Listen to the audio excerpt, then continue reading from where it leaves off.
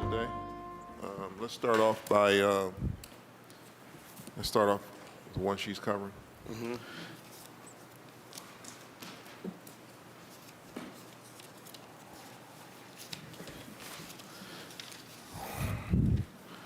Ordinance number 1141, 2023, by council members Bishop and Griffin. This is a departmental request to amend various sections of codified ordinance of Cleveland, Ohio, 1976, as amended by various sections, to repeal section 501, 505.04, 505.05, 505.07, to 505.10, as amended by various ordinances, to supplement the codified ordinances by enacting new sections 502.01 to 502.06, 503.014, 505.16, and 514.091, relating to sidewalks and the right-of-way generally.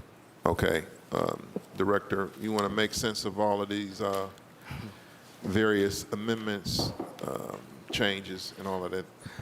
Yes, sir. Thank you, Mr. Chairman. So at Capital Projects, we've been working over the last couple years to really look at what the codified ordinances say and make sure that they align with our current practices and also align with a better and more efficient process for the general public that comes to us for permits.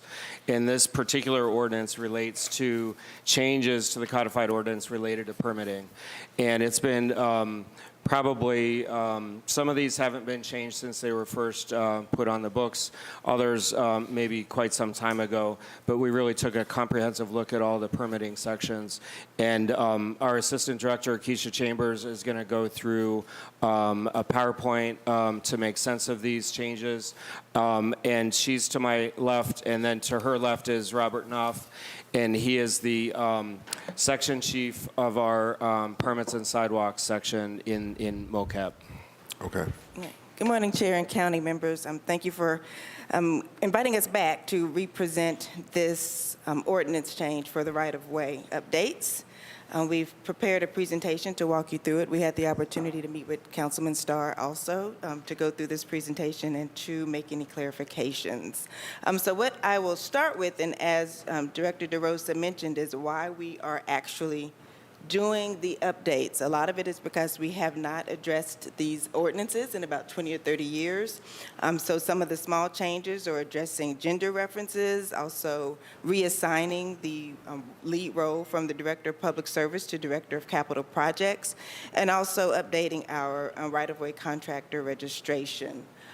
Other activities that we did to update this was to make sure that it aligns with all federal guidelines, including the public right-of-way access guidelines. There are a lot of things we do in practice that are not actually addressed in the ordinance. I wanted to make sure practice matches ordinance, and then ensuring that our fees are reviewed in a uniform manner, and that uniformity comes to the Board of Control. So first, I'll start with the street obstruction permit. This is section 411. Current street obstruction permits, the obstruction permit is the street opening permit, so they are the same. So this change will actually separate the street obstruction permit from the street, what am I saying? Perform work or create an obstruction within the right-of-way. So this is a separation of two different activities that we currently do. And it removes the exemption for parades and for special events. Moving to the permit for overweight and oversized vehicles. Thank you. The applicant will provide the travel routes by state law. Currently, the city provides these rights. The change is that the applicant provides the route, and the city then verifies that route. The next change is for the street opening permit, right-of-way registration cost. So this change will create right-of-way construction registration. Currently, the contractor registration is through the Building and Housing Department. The change is that this change will grant us authority to remove contractors who violate ordinances and enforce penalties by allowing us to create a right-of-way contractor registration.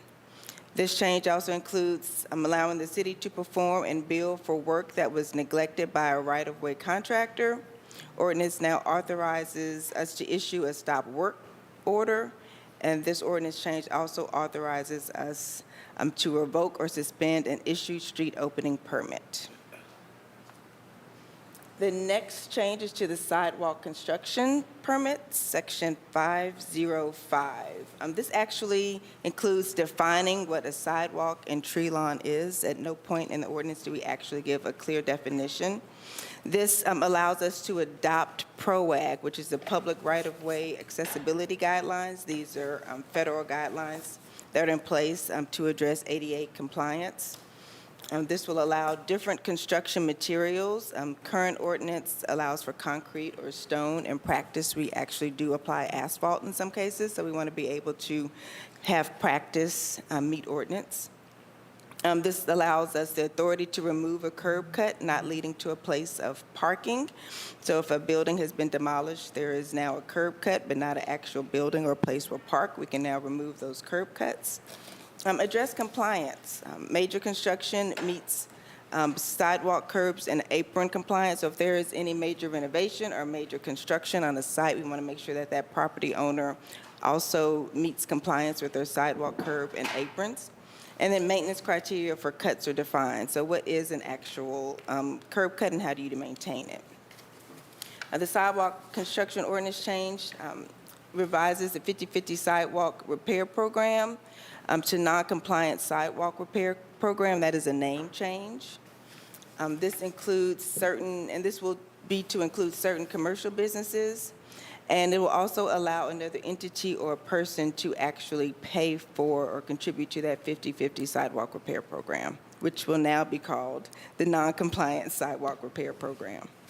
This grants authority to work on sidewalk, curb, and/or apron and bill the property owner. And this will require a street opening permit for all sidewalk work. The next slide closes out some of the other remaining ordinances. One is the patio and parklet permit, section 513.99. This is now under the Board of Right-of-Way Appeals, which will now be the appealing body instead of the Board of Sidewalk Appeals. The issuance of streetscape amenity permits. This will require a street opening permit for the construction of an amenity and not just the placement of amenity. And the permit expiration changes for some of these amenities. And for example, the benches and bike racks will now have a 5-year expiration, whereas in some cases there's just a 1-year expiration. The Board of Right-of-Way Appeals, section 502, this will be a new created entity. This now provides due process to appeal a violation or citation in the street. Currently, the Board of Zoning Appeals is the appeals board, but as we all know, they are very busy and have a packed schedule, so we want to alleviate some of that and transition this to the Right-of-Way Appeals Board. And this is also where right-of-way contractor renewals will be addressed. So I know we gave you a lot to consider there. If there are any questions, we'll be glad to answer them. Okay, so Section 502, Board of Right-of-Way Appeals. Explain that for me. I'm trying to find that in a piece of legislation.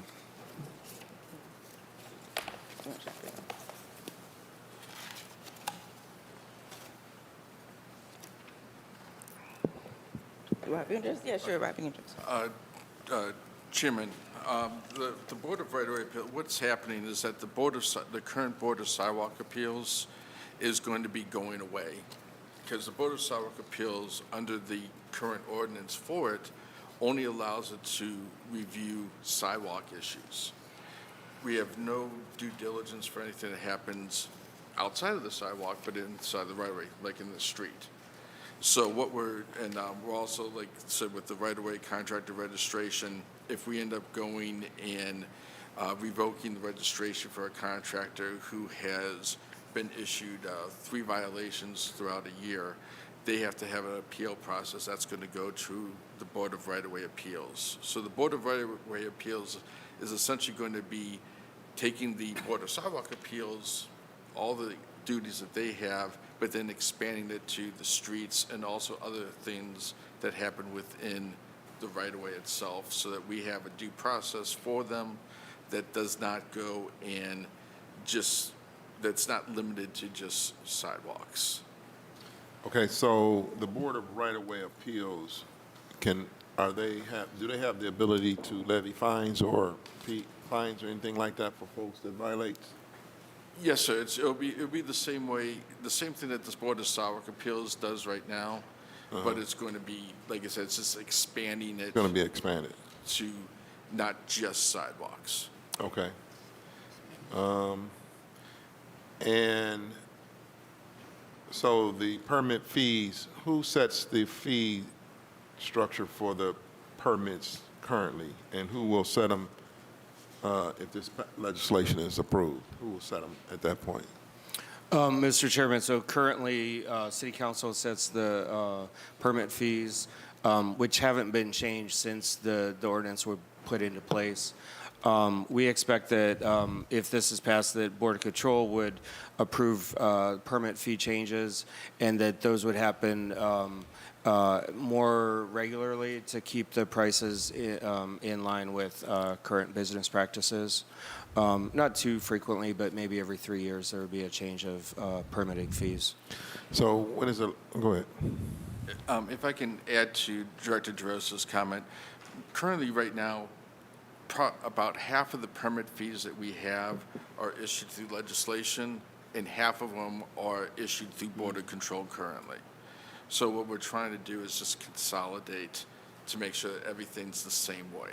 Yeah, that's what we're trying to do with a lot of the revisions to the permit fees. So, like for example, the sidewalk permit, that's a $25 fee that's issued through the legislation. But the actual permit fee for the street opening permit is issued through Board of Control. So since everything goes through the street opening permit, we're just trying to, again, try to go and consolidate everything so we can just, any fees that we end up going and trying to, revise can end up going through, one way of doing things instead of trying to figure out, okay, this is towards legislation, this is towards Board of Control. Okay. So if I'm hearing this correctly, we don't have a set way of doing things. We kind of got a mixture of doing things. So you want to kind of kick everything to the Board of Controls. Now, if the Board of Control wants to raise permit fees, do they need council approval at that point to raise permit fees, or they can just raise the fees arbitrarily at their discretion? Which is the case, Director? If through Mr. Chairman, so Board of Control does not need council approval to change permit fees. Board of Control is an independent body that the voting members would make that change. Okay. All right. I'm going to go to Councilman Casey. Thank you, Mr. Chairman. Mr. Chairman, on that point, Mr. Chairman, to the director, you're taking the authority away from council to set the permit fees, and giving it to the Board of Control in this piece of legislation, correct? Through the chairman of the councilman. So as Mr. Knopf corrected me, some fees are already with the Board of Control to set. Others are in the ordinance. And so, yes, to have uniformity, certain fees would be taken away from council and put in the stead of Board of Control. And then, Mr. Chairman, to the director, why are we giving it to the Board of Control and not keeping it into the control of the council? Mr. Chairman, it's to the councilman. It's really for the sake of uniformity. We could have a chart like we currently do to determine where the authority lies. We're just trying to streamline the process for the sake of uniformity. Mr. Chairman, to the director, that streamline could be done through the council and not the Board of Control, correct? It could, yeah, and then there would just be a longer process to change any fees related to permitting. So we could amend this to say permit and inspection fees are now created by Cleveland City Council as opposed to Board of Control. Through the chairman of the councilman, so each individual reference would have to be changed, yes. Correct, which isn't tough.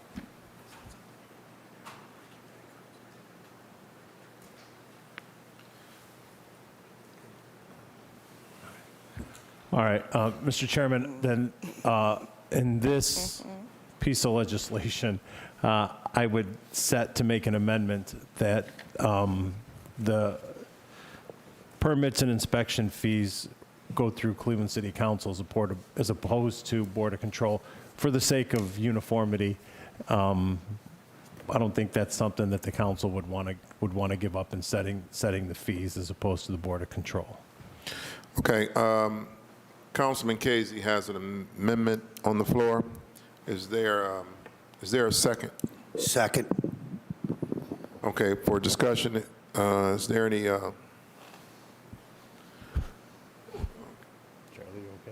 there any questions on the amendment that Councilman Casey is proposing?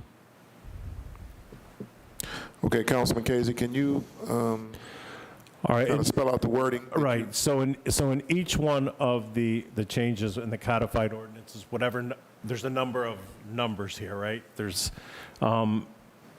They should read, permits and inspection fees are now created per Cleveland City Council as opposed to the Board of Control.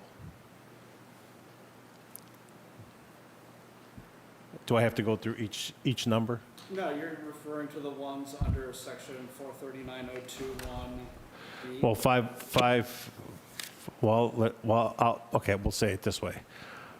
Because I'm only looking at so in codified ordinance number 411, I don't have the ordinance in front of me. I'm just going off the executive summary. It would read, permits and inspection fees are now created per Cleveland City Council. In codified ordinance number 439, permits and inspection fees are now created per Cleveland City Council. Ordinance number 50, is it in 503? Not 503. Ordinance number 505, permits and inspection fees are now created per Cleveland City Council. Codified ordinance number 507, permits and inspection fees are now created per Cleveland City Council.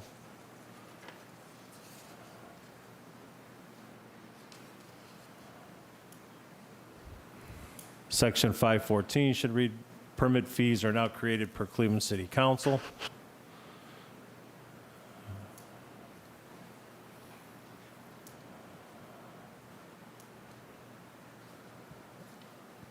Is that all of them? I believe that's all of them, correct? Yes, that's all of them. All right. And then, do you got that? Yeah. Okay. And then in section 505, under sidewalk construction, where in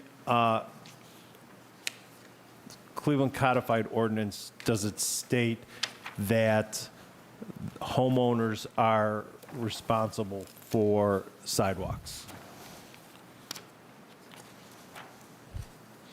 Mr. Chairman, Chairman of the Council, it's within the I'm not sure the exact ordinance part. It's in the 50/50 ordinance section. What it goes and states is that the residential property owner must go and, I think, pay the amount due for the residential portion of it. So that's where we're changing that. I'm going to get to there, but where in the city ordinance, and maybe if I know our attorney is in the room, I don't know if she has it, where does it state that property owners are responsible for the sidewalk?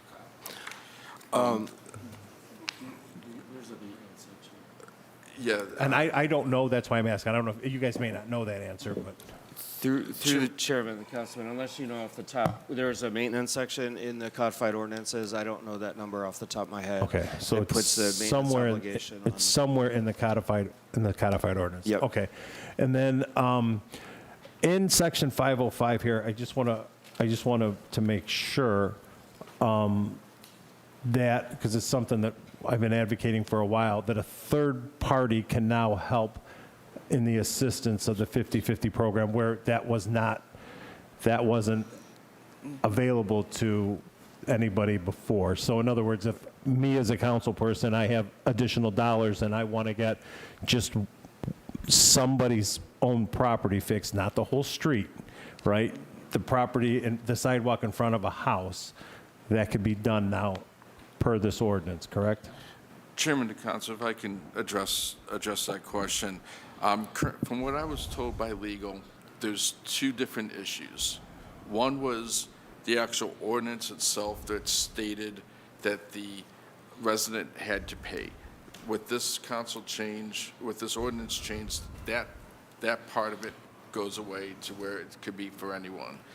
I believe, from what I was talking to legal, you will have to go and assure from your legal people to make sure that that is also allowed, that the council itself can go and still to pay for it. Even though the ordinance will say anyone can pay for it, you'll just have to go and make sure, you'll have to get an opinion from your legal entity to go and make sure that you are specifically allowed to do that. Okay. Does that make sense? I know what you're saying, yes. But you guys are saying now that you will accept payment, Mr. Chairman, to the director, from a third party, i.e. a council member, to get somebody's sidewalk fixed. And it does not have to be the whole street. We could do individual properties. Through the chairman and the councilman, yes. So this allows for the councilman to chip in 50% of a 50-50 sidewalk repair. And what Mr. Knopf was saying is that, you work with your internal legal staff to clear the type of funding and make sure there's no hurdles on your side. Right. But this allows for it. This in the at least codified allow, order. now that, because that's a different that's something that we have to Yes. look at, but this one allows us to do that. All right, Yes. another thing in 505, requires the person performing sidewalk work to, that wasn't, where was it at? Oh, here it is. Authorizes the city to ensure that a property owner brings the sidewalk, curb, and apron into compliance if new construction occurs on a property. Is that, because I'd never heard that the homeowner is responsible for the curbs, right? So are we adding that into it? Mr. Chairman, to the director. Mr. Chairman, to the councilman, so curbs have always been included as part of the homeowner's responsibilities. Curbs are the face of the curb inward is considered the tree lawn area. And so we when I came on board last year, we enabled curbs to be part of the 50-50 program, and part of that was through the definition of the tree lawn, which is from the face of that curb all the way into their private property. So, Mr. Chairman, to the director, if somebody, and a lot of streets don't have curbs now, right? So if somebody wants to put a curb in now, they could do that through the 50-50 program to have a curb put in front of their home? Through the chairman of the councilman, yes. So curbs do qualify for 50-50 as of, I believe it was sometime last year that it was added in. Traditionally, curbs were not allowed, but there was really no reason not to. And there was no language in the codified ordinances that would prevent it from being included, so we allowed it to be included to help residents. Okay. And then one more thing, Mr. Chairman, to the director. In section 503.01A, the openings,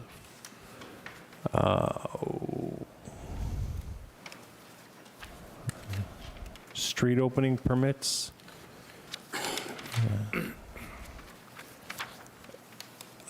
No person, in the revised, no person, including a corporation, private utility, or public utility, shall excavate any pavement in a highway, lane, road, street, alley of the city without first obtaining a street opening permit, except as provided by the Division G of this section and holding a current right-of-way certificate of registration. In here, you've got public utility. Do we know if our public utilities, i.e. DPU, has a current right-of-way certificate of registration? Council, the chairman, or chairman to council. No, currently they don't. What we have right now is we have a service provider registration that any public or private utility needs to register with that. But this is for the people actually working in the right-of-way. So most of the utilities have third parties where they go and have contractors go out there and do that. So all the contractors are going to have to be registered with the right-of-way registration. And that's new, Mr. And Chairman. that is new. Okay. correct.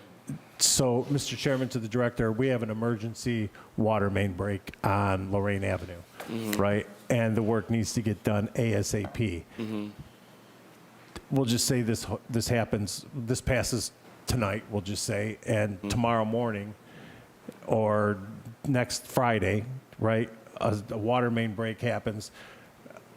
We're not holding up any progress that needs to be done because we're waiting on somebody to get a right-of-way certificate of registration or even a permit for either the water department or CPP or somebody to open up something that's broke underneath so that the work can't be done while we're sitting around waiting for them to get this stuff, correct? Through the chairman of the council, no, that's correct. Any emergency work would not be held up while all the pieces of this are being put into place. And then, Mr. Chairman, to the director, how long does it take to get a right-of-way certificate of registration? Chairman of the council, what we're planning on doing is having the right-of-way contractor registration is actually going to be enforced starting July 1st of next. If we get this approved, it's going to start July 1st of next year so that we have ample time to get information out to all the contractors, to all the utilities, and also put together our registration packet. The registration packet is not going to take that long for them to go and review. It's going to be very similar to the registration process currently, but it's just they're going to have to show a bid or show their bonding, their insurance that they end up having is going to be the main thing. But it's the overall process. I'm assuming is going to maybe be probably about 7 days, five working days to go and be able to have a turnaround time. And Mr. Chairman, is there to the director, or I forgot your name, I'm sorry, or your title. Mr. Chairman, to the director, is there a fee for that? Chairman of the council, we're going to be, that was one of the things that we're going to be working on. We're probably going to assume probably a $100 fee, which is what the current, whatever the current contractor registration is, currently their fee, that's what we're planning on going and utilizing. We can't, there's a lot of things that we couldn't do ahead of time until we knew that this was passed. But I'm in consistent talking with the CBO, Vanover, and also the director or the commissioner of building and housing to work with them because we're going to be utilizing Excel software for the contractor registration, which is what they use. So we're going to be using a similar process with them, just having it as a different date to go and. Mr. Chairman, to the director, these permits aren't running through building and housing, are they? No, sir. No. Okay. And then, my last question, Mr. Chairman, to the director, have you had a conversation with Director Kane or anybody over in utilities in regards to this new change? No. You're saying no, he's going yes. You have? Okay. Chairman, to Councilman, yes, I ended up, we during our last, we had a kind of a big powwow with all the public utilities and engineering and things. And during that time, we ended up going and talking, I ended up going and speaking up about this, so that everyone was informed that this was in the process, that it was going before council, and that we'd end up giving them more information about it once it got approved and once we had our package. So people are, a lot of the utilities are aware of this, that it's coming. We just have to go and, like I said, give more information once we knew that this actually got approved. All right, Mr. Chairman, to the director, I just hope that this piece of legislation isn't going to hold up any emergency work that's going to need to be done with a utility. I know everybody's shaking your head no now, but, I just want to make sure that we're not going to butt heads later on between either the Board of Control or your department because emergency work needs to be done somewhere and they need to open up the street, but somebody's just having a day, right? And they want to go out there and say, you can't open this street because you don't have a permit or you don't have your certificate of whatever.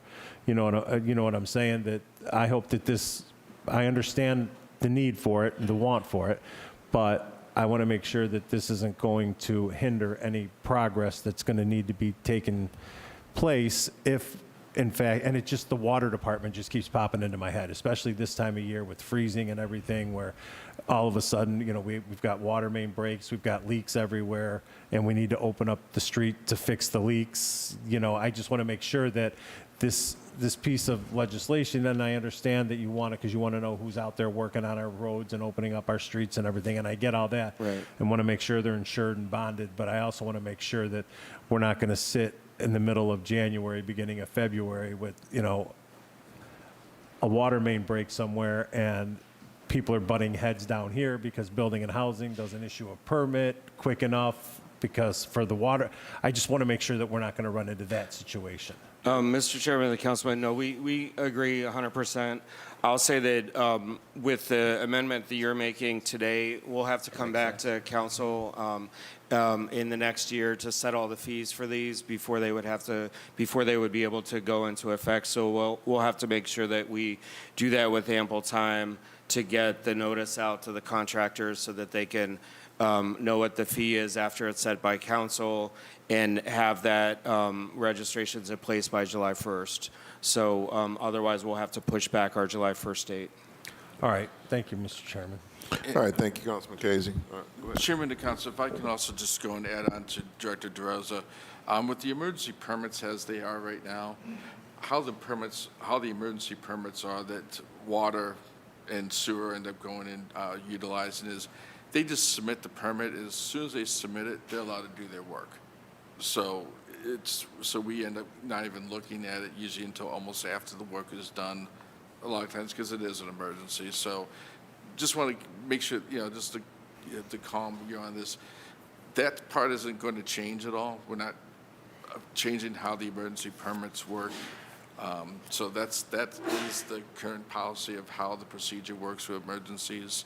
So that in no way is going to affect any of our utilities going in, trying to go and perform emergency work. That includes Cleveland Thermal, because they're out there doing emergency work all the time.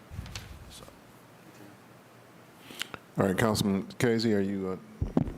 Yeah, thank you very much. Okay. Okay, Councilman Casey has an amendment on the table we haven't voted on. Is there any discussion about the amendment? All right, Madam Clerk, can you call the roll for the amendment? Yes. Yes. Yes. Yes.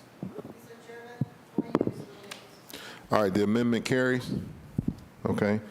So is there any other questions? Now, I got another question. You said that the utility, like the water department, when they need a permit, you basically don't, it's automatic, so to speak, correct? And so my question is, what about a third party that's sent out on behalf of the water department? Is that the same case? Chairman, for emergency permit, Yes. it's the same case. It's the water department submits their emergency permit and they just do the work. Okay. So with the registration, like I said, we're shooting for July 1st. That's going to be something that they're going to try to get everything done. We'll have everything ready by then to give all the information. So any of their contractors will need to be registered. But in terms of with the emergencies, nothing's changing with that. So if they need to have a third-party contractor go out there to do the work, they're still going to be allowed to go and do it at this point in time. Okay. All right, is there any other questions on ordinance 1141, 2023? All right, seeing no further questions on 1141 stands approved. Please sign it.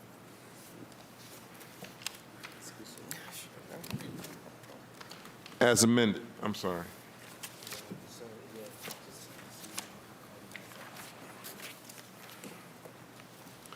All right, Director, I'm going to go to 1256.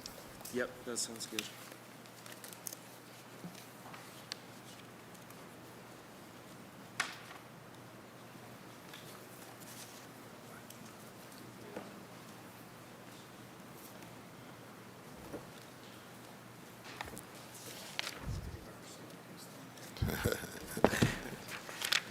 All right, ordinance number 1256, 2023, by council members Bishop Griffin by department request.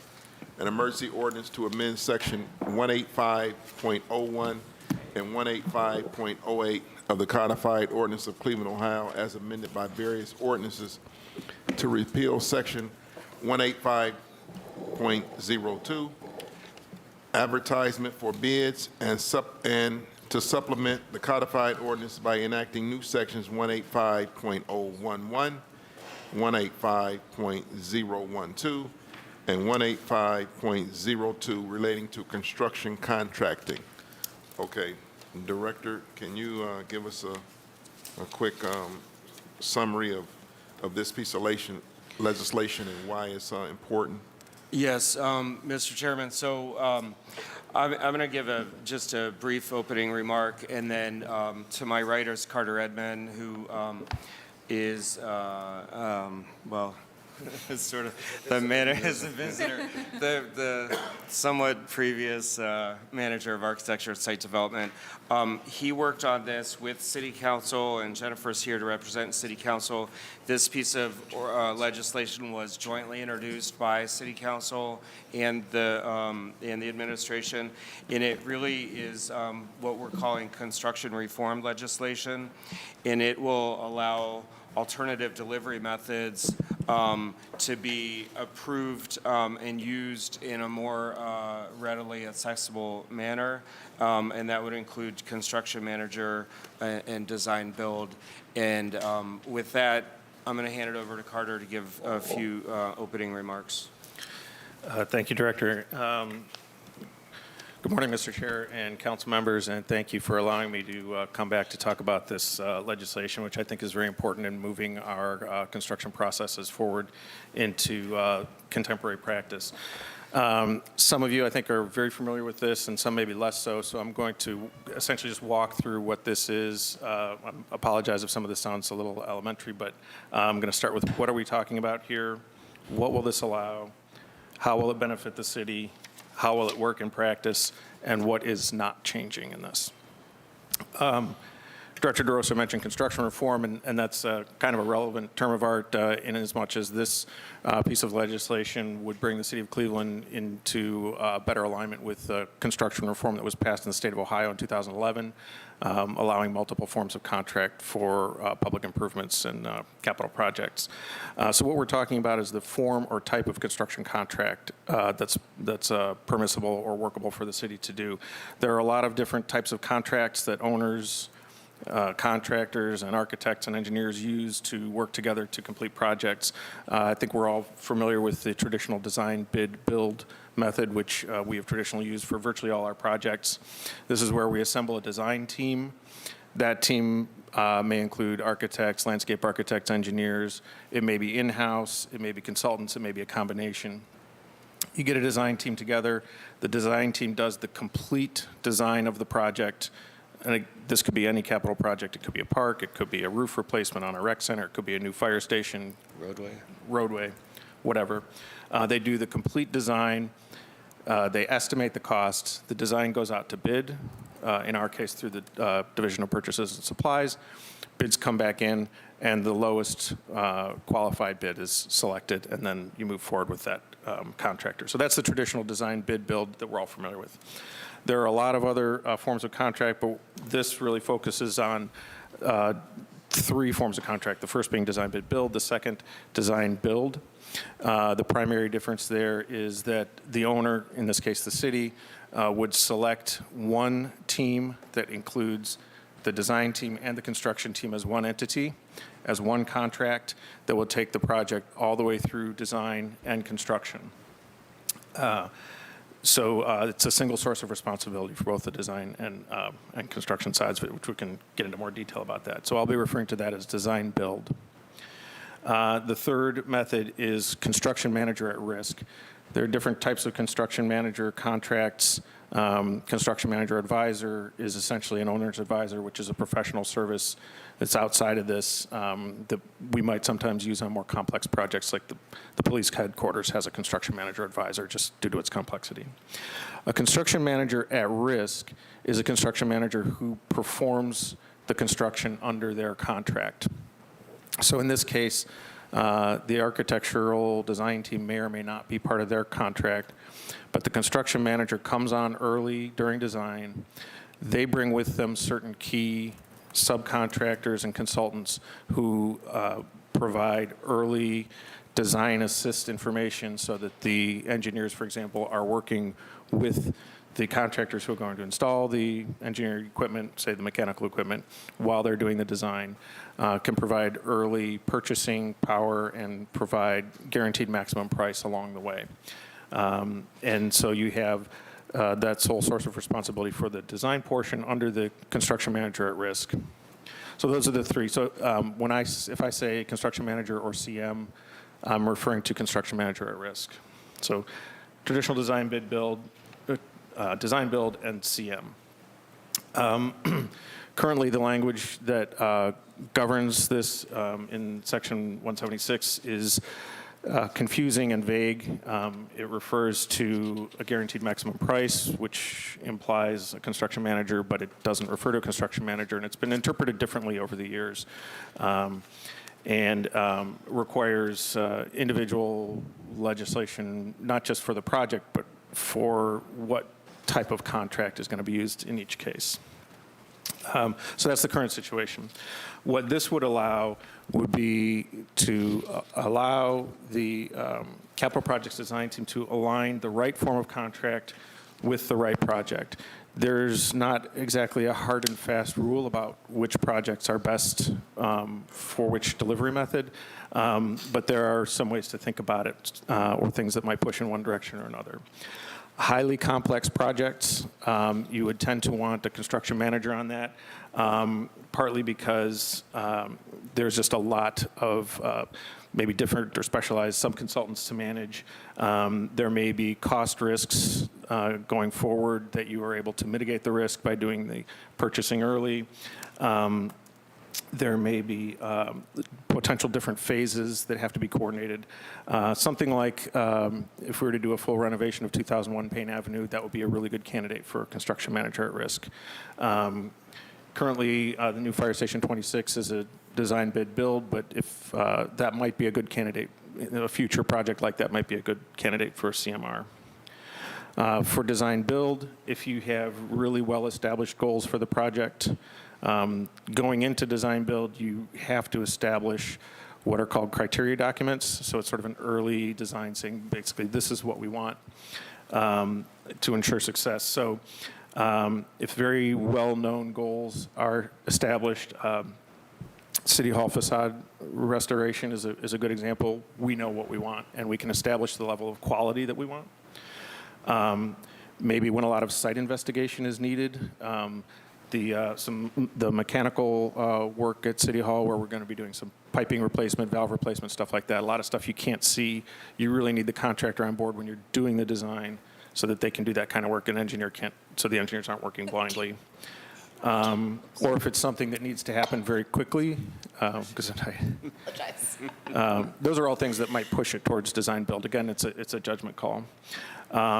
Traditional design bid build also has an important role, particularly things where we might be doing design in-house, or we might want to have close control over a lot of the design details. An office renovation, maybe a rec center renovation might be good candidates for that.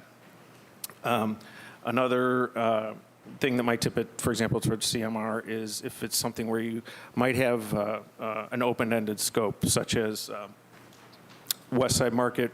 We might start with a CMR doing the roof replacement and fixing the roof, but we may choose to amend that later and have them bring in the next phase team for the electrical systems. It's just an example, but where you want someone to kind of shepherd a multi-phase complex set of projects for one facility through over a long term. So this would allow that alignment of the right contract for the right project at the right time. So that's what this will allow. How will this benefit the city? I think this is sort of the most important part. First of all of these would be competitively selected, whether it's a design-build team, CMR, design-bid-build. But with design-build or CMR, we can do best value selection and qualifications-based selection. So we would be looking at, typically we'd be looking at a fee or price, but we would also be looking at, are they qualified to do this work? Good example is City Hall facade. Again, highly specialized masonry restoration work. You want to make sure you have the right team on this. This is some work that's, intended to last another 100 years. So you really want not just the lowest price, but you want the best value price for them. So that's one. Another one is open book pricing. With design bid build, you get a number. You don't know what's in that number. You don't know what the assumptions are, right? You have your documents that it's based on. So you have that protection. It's not completely unknown, but you don't know what makes up that price. With CMR and design build, you can have it open book so that the owner has the right to see all the costs and what they come from. The GMP, the guaranteed maximum price is still bid out, so it's still bid competitively. But the owner can do scope review, can look at what's behind those bids. Right now, if we get 4 bids for something and one of them is really low, we don't know why it's low. Did they leave something out? Did they make some assumptions? Did they cut corners? Or are they just really efficient? There's really no way to know. And the open book pricing would allow that in the CMR or design build. So there's none of that outlier confusion. The guaranteed maximum price or GMP process, whether it's with design build or CMR, also allows the owner to have the opportunity to put in incentives for collaborative savings, so cost savings along the way, provide incentives for the contractor to do that. Time incentives, we have a time goal. If you beat that, we can put incentives in there. OEO participation incentives above and beyond the minimum goals. It also allows the owner to be there when they're assembling their construction team.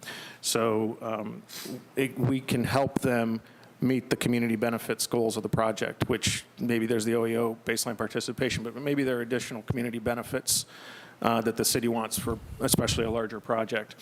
We can help them achieve those as opposed to currently when a contractor submits their bid, they submit their OEO forms and it's pass-fail. You either got it or you didn't, and too bad.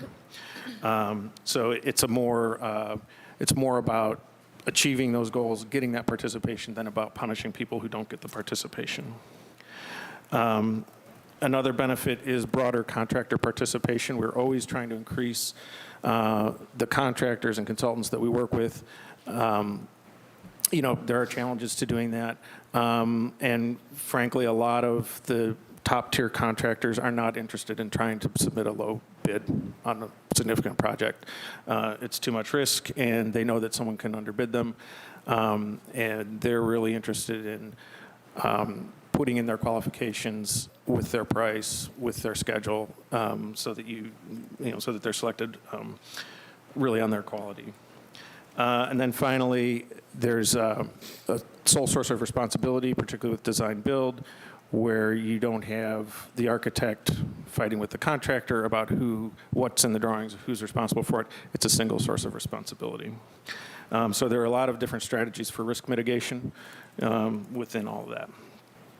So how would this work? The MOCAP or whichever entity is doing the capital project typically goes through the process of the project mailing list or whatever goes through OEO for approval, CRC, Board of Control will go through that same process, but part of that would also be the proposed form of contract. And CMRs, design build entities, would be selected through either an RFQ or RFP process, and then we'll go through again the same evaluations. What I think is also important is what is not changing. As I mentioned, all contracts would continue to be competitively awarded. So it's all, like I said, open book. The fees would come in, the proposals, we would publish the proposal scoring criteria beforehand, score them on that criteria. So, anybody can see it's all very easily auditable and transparent. Council would still authorize all the capital spending that you currently do. You would not be ceding any authority about, what capital projects we do, how capital bonds are spent. You would still see the same presentations here every year of our capital plan, what we want to do, and what we think it's going to cost, and would still have the same opportunities to ask questions and have dialogues about the projects and how we plan to execute them. So that's a pretty basic outline of what's being proposed here, and we'd be happy to answer any questions. Okay, thank you, Mr. Evans. So, Larry, you want to make some comments? I'll just add that Council President Griffin, heard that this was a desire of a lot of people in the development and construction industry, and so really kind of started and led this work, and we've worked together with the administration. Okay. I'm glad to see community benefits in there as well as a All right. consideration. Okay. All right, Councilman Brian Case. Thank you, Mr. Chairman. Mr. Chairman, to the Director, this piece of legislation takes this out of the hands of the council and puts it into the Board of Control, correct? Through the chairman and the councilman. So it's just the selection of the delivery model that goes to Board of Control. And if I will, I think that the times that we're bringing projects to the city council table recently, we've had to do it twice. Once was to explain the project and to get the bond funding for the project. And the second was to ask council for permission for a particular delivery method. And so, yes, that you would still get the presentation on the project and allocation of funds and the ability to say yay or nay on a project. This just puts the delivery method in the hands of Board of Control. Well, Mr. Chairman, to the Director, this is the first time I'm hearing this, so I'm just trying to bring myself up to speed with this. I'm not privy to any conversations that happened outside the table. And this just looks, and it says right here, the construction reform legislation will allow alternative delivery methods to be approved by Board of Control instead of Cleveland City Council. I'm not in favor of giving up any authority of the council to the Board of Control. That's just me personally. Maybe I'm not understanding this whole process enough to vote on it today to approve it, because even in the legislation, you're striking the council shall by ordinance determine by which of the foregoing methods any improvement shall be made. You're striking that, which again is telling me that you're taking control away from Cleveland City Council and giving it to the Board of Control. And at this moment, Mr. Chairman, I'm not comfortable enough saying, yes, I want to give up the authority that Cleveland City Council has and give it to the Board of Control. That's just me personally now. Maybe I need to be educated further on the whole thing. But at this point where I sit today, Mr. Chairman, I'm not comfortable with it. Okay, hold on just a minute. On that point also, it's the language is still in the charter that city council must approve by ordinance. So it was my understanding that even though Board of Control is selecting the process, that will still be part of the ordinance. And Mr. Chairman, that goes to later on where it says, that, is this going to the voters? Because there's a portion in here that said that it was going to the voters on November 7th of 2023. Let me give a little background on that. Yeah, I mean. So originally, we were all sort of going down a train of doing a charter amendment. But we decided that it was not good timing with everything that was also going before the voters, and also that it's just too technical and confusing for the voters. So we determined, us and the law department and the administration, that basically the spirit of the charter language of 167, public improvement section, allows these alternative delivery methods, but we just needed to further clarify them in the codified ordinances. So there is no charter amendment even though, right now. Right, even though in this, it states that it was going to be a chart. According to this, it reads as if it was going to the ballot on November 7th, 2023. That's the way, I mean, that's the way it's reading, even though that didn't happen. So through the chairman of the councilman, so there was an ordinance introduced in March, and it was 298-2023. This ordinance is 1256-2023. So I'm not sure. Different if- ordinance. Yeah, I'm not sure if the wrong one is loaded on the tablets or but I don't believe that this ordinance references, the 1256 references a ballot. Well, I'm looking at the executive summary for 1256, and when I pull it up, as it's loading, And 298-2023 comes up in your executive summary. So now I'm even more, because I'm reading your executive summary that was sent over, and it's for 298-2023. So through the chairman and the councilman, because this came jointly with the city council, we did not draft an executive summary. So I'm not sure if that would have been the executive summary from 298 loaded erroneously, but there was no executive summary to go with this that we drafted. I don't know who, Mr. Chairman, I don't know who loaded the tablets, but when I click on 1256 executive summary, an executive summary comes up for 298-2023, which is what I'm reading. Right, that's correct. So, That's not it- before you today. I don't know what's on your tablet, but that's not before you today. 298. Okay, well, let me ask you this. Right, yes, 290, hold on, just 298 is on our tablets as an executive summary. So whether it should be there or should not be there, that's what we have. That's what I'm reading, okay? I don't know if my question regarding giving up council's control to the Board of Control is in 1258? 1256. Is in 1256? Through the chairman to the councilman, it is, and if I could make a statement on that. So the reason that change is in there is because Board of Control is made up of, the voting members are departmental directors. And as you know, this ordinance relates to all city departments. The 4 departments that would be utilizing the construction options that are in here, if you will, would be capital projects, public works, port control, and public utilities. And so the thought was that those directors using these delivery methods are, I don't want to say, how should I say, they're more accustomed to the type of delivery methods that could be selected, and therefore would have if you will, expert advice if the wrong delivery method is being sought at Board of Control. And so that was the thinking behind it.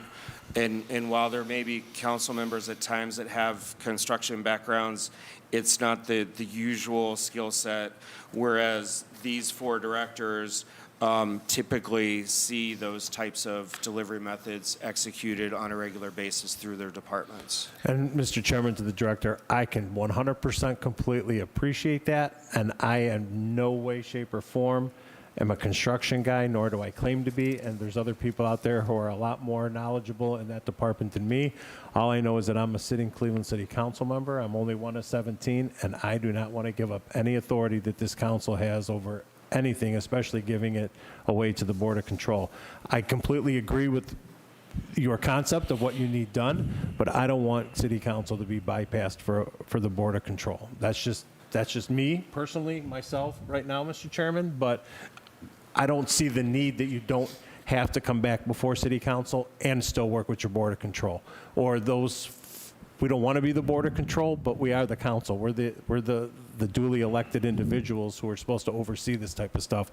And I don't think that we would be doing our due diligence if we're giving up our authority to the administration, which basically is what it comes down to. And there still has to be that give and take. There still has to be that oversight. And me personally, I don't want to give that up. But that's just me. You can try to convince the other 16 members otherwise, but that's the way I'm feeling. I agree with what you need done. You want to do your management stuff. You guys are more knowledgeable on that. But to say that Cleveland City Council should not have a say in that or should not have an oversight in that is not going to cut it with me. That's just me, Mr. Chairman. Okay, Mr. Evans. Through the chair to the council member. Understood. And I just want to clarify, just in case it's not clear. This is not ceding any authority over what projects are done, accountability for budget, schedule, scope, any of those things. All of that is still under the oversight of council. The only change is what type of contract is being used. So all of those agencies would still have the same accountability for the work that gets done, and that it, meets any of council's requirements, that we're meeting the participation goals, that we're within budget. All of those things are still under the same purview, and you would still have the same opportunity to, review the capital plan, the proposed projects, and so forth. That oversight obviously is incredibly important. This is really only about which type of contract is selected. Well, then, Mr. Chairman, to Mr. Carter, if that's the case, then why take that from us? Or why ask for us to give that up? Through the chair to the council member, so there's a couple reasons for that. One is the language in Section 176 is vague and in some cases almost self-contradictory, and it's been interpreted in the past that these like design build and CMR are not available to the city at all. Currently, it's being interpreted that it allows it, but we need a special piece of legislation for each project that is anything other than design build. So there's sort of a pitfall or a peril embedded in the way, in my opinion, Section 176 is written, that future interpretations may make these delivery methods impossible for us, which as the construction moves. Hold on just a minute, Councilman Jones. Hold on just a minute. So as the construction industry continues to move forward, and fewer contractors are doing design bid build for significant projects, it puts us further and further out of step with the rest of the industry. Mr. Chairman, to Mr. Edmonds, are you saying that because you need a piece of legislation passed from the council? So my argument to that would be align your ducks in a timely manner, right? That would be, to me, that argument there sounds like we're holding you back when, council meets enough that if you get pieces of legislation before council and meet with chairmans and do that other stuff, your stuff gets passed. So for you to say that, it makes it sound like you want to bypass council because we don't move things quick enough for you, or that we're not moving it in a timely manner.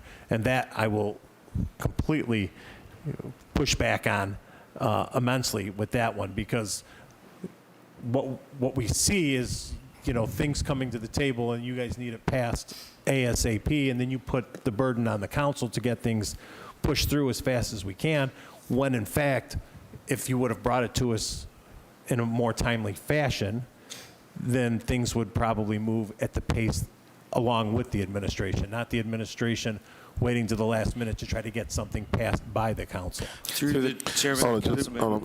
Hold on just a second. Councilman Casey, Councilman Jones has a point. Would you? Yeah, I mean, I've said my piece. I'm done. Okay, hold on. Chairman, I'm going to thank give you a chance Thank to you. respond, Director. Councilman Jones, you got a point? I think, Mr. Chairman, that Mr. Casey has done a great job, and certainly convincing this council member that, this issue of authority and giving that authority up to the Board of Zoning without a good reason why, and I haven't heard that in all the testimony since the start of this particular piece. And so, Mr. Chairman, the argument is about Section 176. Do we have Section 176 so that we can review? Because there's an issue there concerning that and the reasons why the administration wants to change it over. Okay, so Councilman Jones. I make a point on, Mr. Yes. Edmond, are you talking about the charter, So- section 167? 167, I'm sorry if I said Yeah. Yeah, 167. 167. He's really referring to the charter, which isn't actually being changed at this point.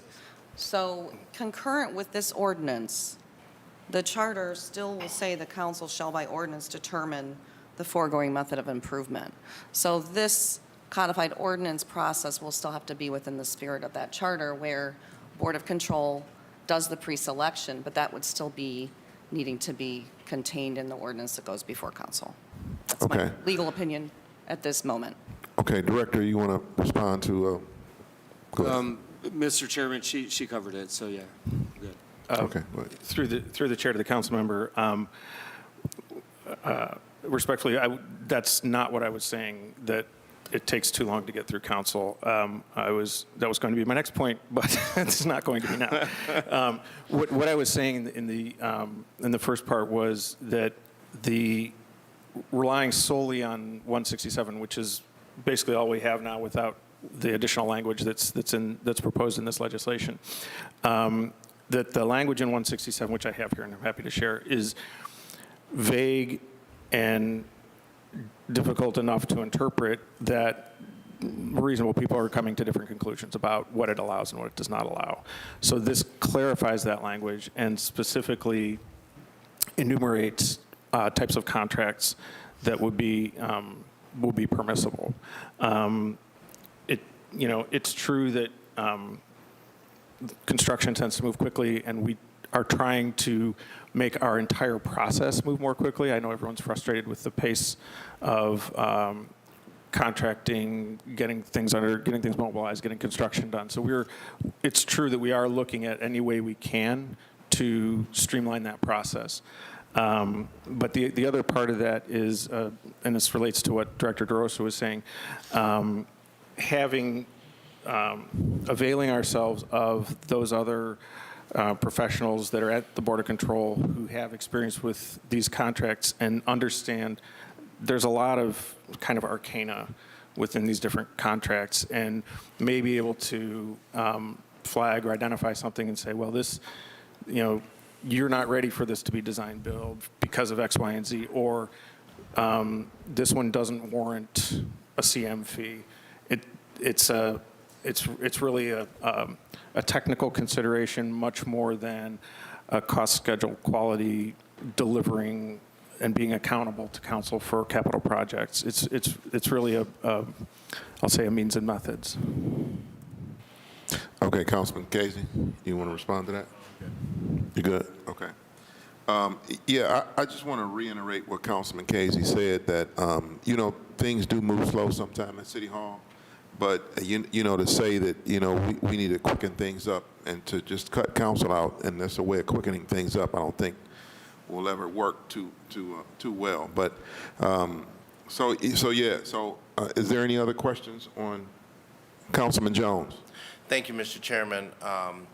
Looking at this particular piece here that's in front of us, and, to no fault of you guys on, you didn't know that you were putting in there the actual piece of legislation that was supposed to go to the Board of Elections and be put on. And I understand the difficulty of thinking about that and bringing it back to the council. My question is, the board of, and the way you have it written here would be that alternative delivery method, e.g. construction manager or design build, to be approved by the Board of Control instead of City Council. Can you explain, Mr. Chairman, to the director why this would be more of a delivery method's best in terms of practices versus it coming to Cleveland City Council? How fast would something like this, if it was at the board? Now, I'm not suggesting that we do this, but what is the fastest, how fast are we talking about getting a project in and getting it out? What's the difference between the delivery process right now as it's set, where it comes before the council, versus the Board of Controls? And that wasn't explained, Mr. Chairman, on the reasons why they would want to create that change. So I think the difference is once we go through the CIP, then you have to get the to go price, back. and then you have to go back, right? Yep. So through the chairman, the councilman, you'll never see me come to city council to say that you guys need to move faster. I don't ask for things to move quick unless there's some kind of true emergency that we didn't foresee. And so, again, don't take these comments that we're trying to say that you need to move quicker, because that's not my style. That's not what we're trying to do. But if we pass a separate piece of legislation, and maybe there's ways that we can look at combining our legislative authorities on the front end. But if we pass a separate piece of legislation, then that means that we go through city council once for the capital improvement plan, and we approve the projects for that year. Then we would determine the delivery method, and we would seek bids for that, and then we would come back to council for authorization for that delivery method at that cost. And so what this would do would be to take that second step out, so that when we come through city council for approval of the actual project, and of course we have our cost estimates, and of course we know if it's a salt dome, for instance, we know how long that dome is going to last before it needs replaced. But this past summer, you saw us come through for a salt dome in Glenville, which was a design build project. We came through for a boiler system at the second district police station. And I'll highlight that one in particular because it was on us, but we took a long time to get through that process, such that the boilers are out, and we just had the contract signed on Monday to have the boilers, the 2 boilers in the building. Both boilers are out. The contract allows for temporary heat, but we needed to have that signed through CIP process first, capital improvement process first, then an ordinance with city council, then the contracting process. And that's just an example, not anything I'm putting on you guys, but just a long process that we had to go through to make sure that there was heat in the second district building, because we decided to go with a design build process for it. If we did design bid build, then we wouldn't have had to come back with that second piece of legislation, and it could have moved so that it wasn't as critical as we were getting up to the winter time. So for an example, how much time was the difference? Through the chair to the council member, it depends on where we are in the legislative cycle and so forth. But if we only had to present the projects one time instead of 2 times, that second time, and it's apologies, it's not because it takes you guys a long time to pass legislation, but just the very nature of where we are in the cycle and so forth. It could be anywhere from a couple weeks to 3 months. 3 months. Yeah. So, but we already go through border control as part of the normal course of project development, so that wouldn't take any additional time that way. But we wouldn't you'd still see every project presented. You just wouldn't see these presented twice. And through the chairman and the councilman, yours is just one piece of the process. So we also have to go through City Planning Commission, administrative reviews. When it gets to council, it moves, but there's reviews and other committees that it has to go to as part of that process. With that being said, Mr. Chairman, it seems like it just all depends, right? So the Board of Control. Control, does that meet often, or is there one person that approves this? I mean, do you have to, how does that work, that process?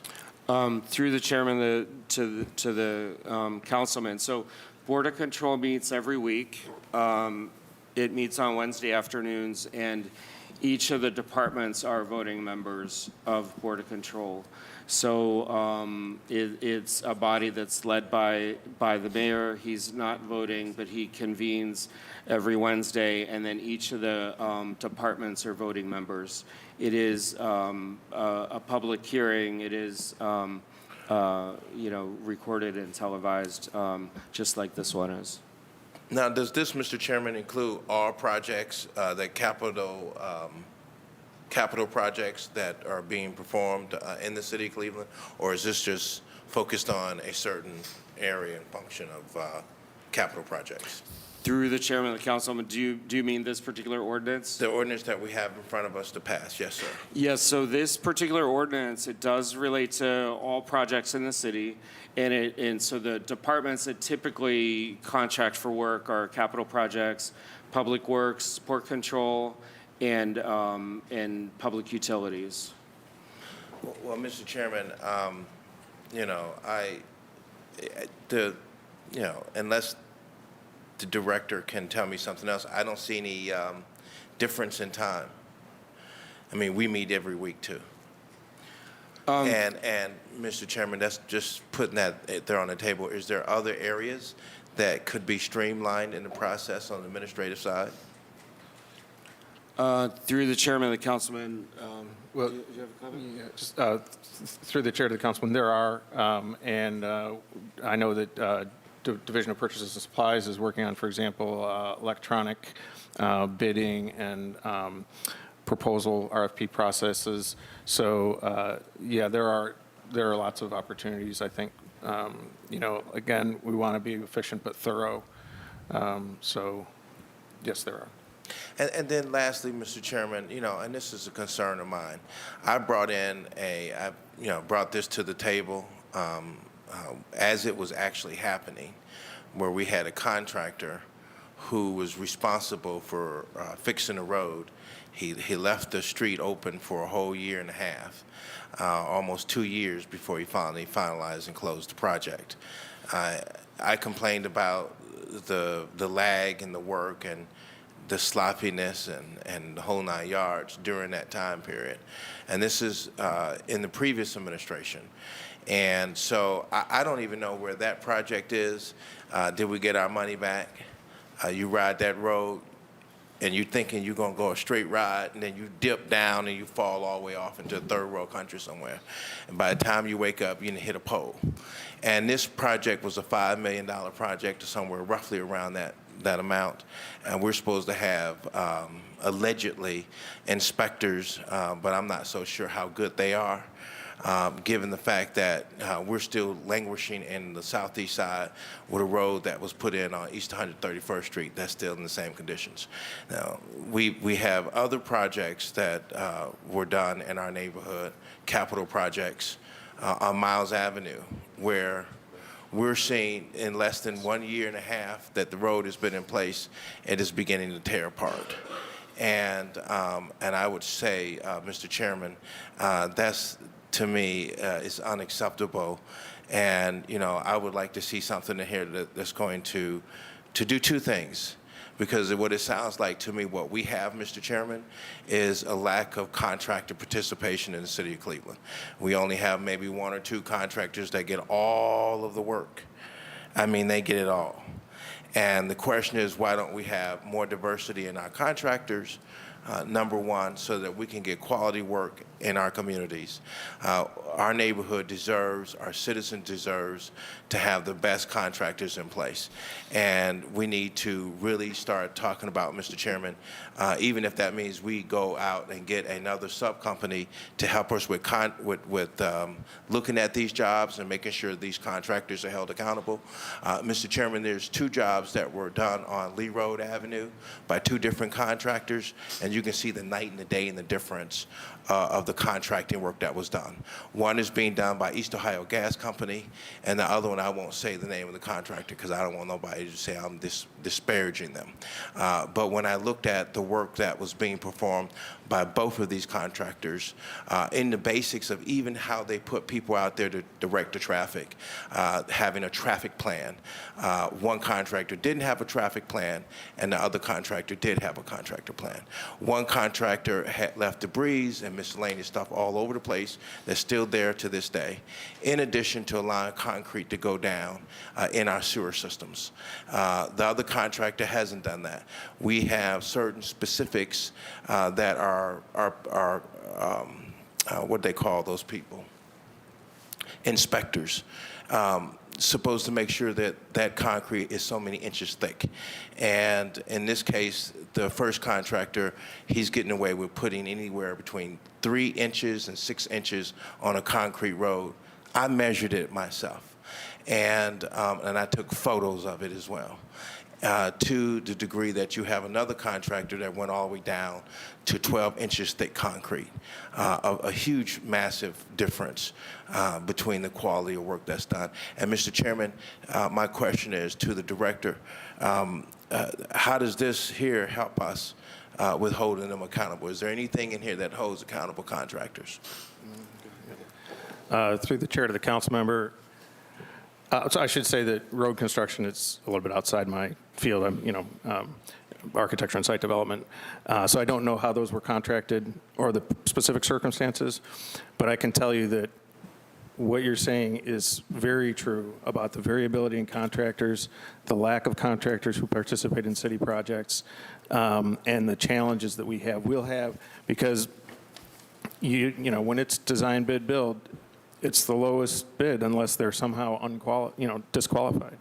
So, you know, I can think of projects, I won't mention, where we have every step of the way been dragging the contractor to completion.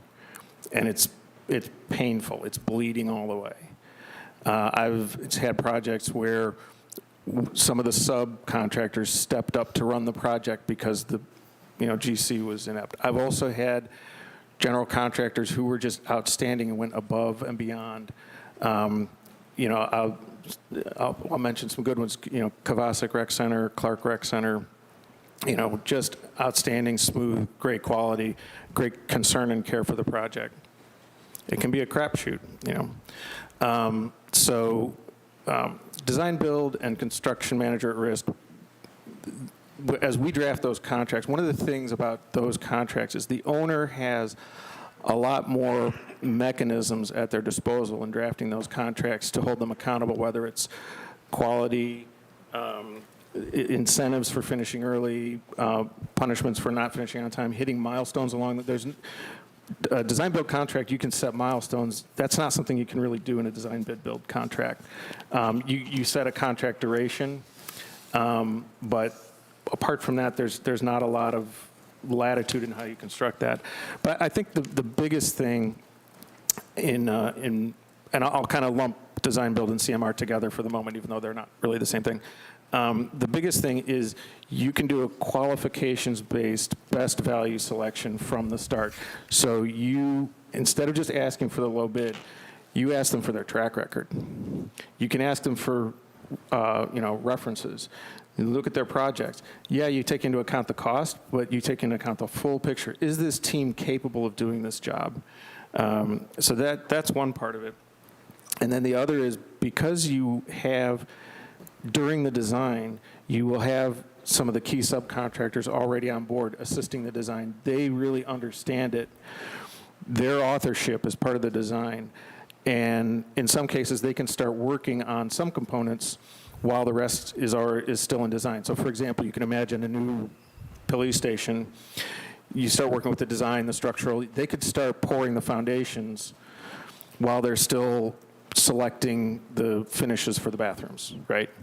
Or right now, for example, lead times on certain critical electrical components are running 40 to 60 weeks for basic things like breaker tubs, right? They can start buying those things out while we know what the electrical loads are, but we haven't finished designing the building. So a lot of those things are alleviated either by the contracting language and things that we can put in the contract for incentives or punishments, but also by having critical components of the team on earlier, as opposed to the whole construction team coming on board all at once at the very end, and you don't know who they are, right? Until you're basically signing up to go. And in terms of contractor participation, that's one of the big things for me about this is it's a challenge. We're trying to broaden, not just contractors, but also consultants, engineers, architects. We're trying to broaden who we work with, right? We want the best from everywhere, and we want to get that work to people who maybe have never thought about working for the city before. And get it to people who will be earning prevailing wage, right, instead of the side work they may be doing now. But a lot of the best contractors, they're not interested in a design, bid, build race to the bottom for price, right? They're interested in a qualification selection. And then when we get that let's say we do it as a construction manager at risk, when we get that main good construction manager / general contractor on board, we can help them assemble the team. We can bring some other, maybe it's young minority subcontractors to the table that they might not know exist, right? You can't do that with design build, but there's just a lot of latitude to help kind of bring that team together that's best for the city and best for the community until we get to that guaranteed maximum price, and then we're off and running. Well, Mr. Chairman, it sort of touched a little bit about what I wanted to know, but I just getting a thorough education here on just listening to what you had to say about how that process works. My concern, though, is the community's remedy, right? So the community has been done wrong. And so now the issue is, what is the legal remedy of holding accountable a contractor who has not followed your specifications? And you know this just by just writing the road once it was complete and finished. And then you can see it by the workmanship. So the question that I have, Mr. Chairman, which is critical and germane to this particular piece here that we're talking about, is systems of accountability. What happens to those inspectors who were responsible for inspecting that road, because there's an accountability there too. When I looked at the production that was done by Spano, construction company, and I haven't talked to them, but their workmanship was so quality that I had to get out and thank everybody on that cruise. Everyone. I couldn't believe that every time they got out there and started working on the project, they were sweeping and cleaning and brushing and sweeping and cleaning. I thought they were in somebody's kitchen. You know, and one of those neat freak kitchens where you know how some folks say, you left a crumb, pick it up. These people were really thorough. They put in 12-inch thick concrete compared to the other construction company that did not even meet the specifications, Mr. Chairman, that we have on the books. And in addition, Mr. Chairman, what was really nice about it was the fact that they had their own inspection crew. So they had their own inspection crew, and every so often they were testing the concrete to make sure that the concrete was quality. And I'll tell you, Mr. Chairman, it was an A1 class job. That's the way work is supposed to be done. Our citizens are respected, and you have something we know will last probably the next 20 years versus a product that has been put down there that we have no way of really remedying it because we didn't have inspectors on that site, God knows for how long, when they did the work. When I went down there and looked at the site, Mr. Chairman, and believe you me, it's right in my backyard, so I get a chance to ride up and down the road at least once or twice a day.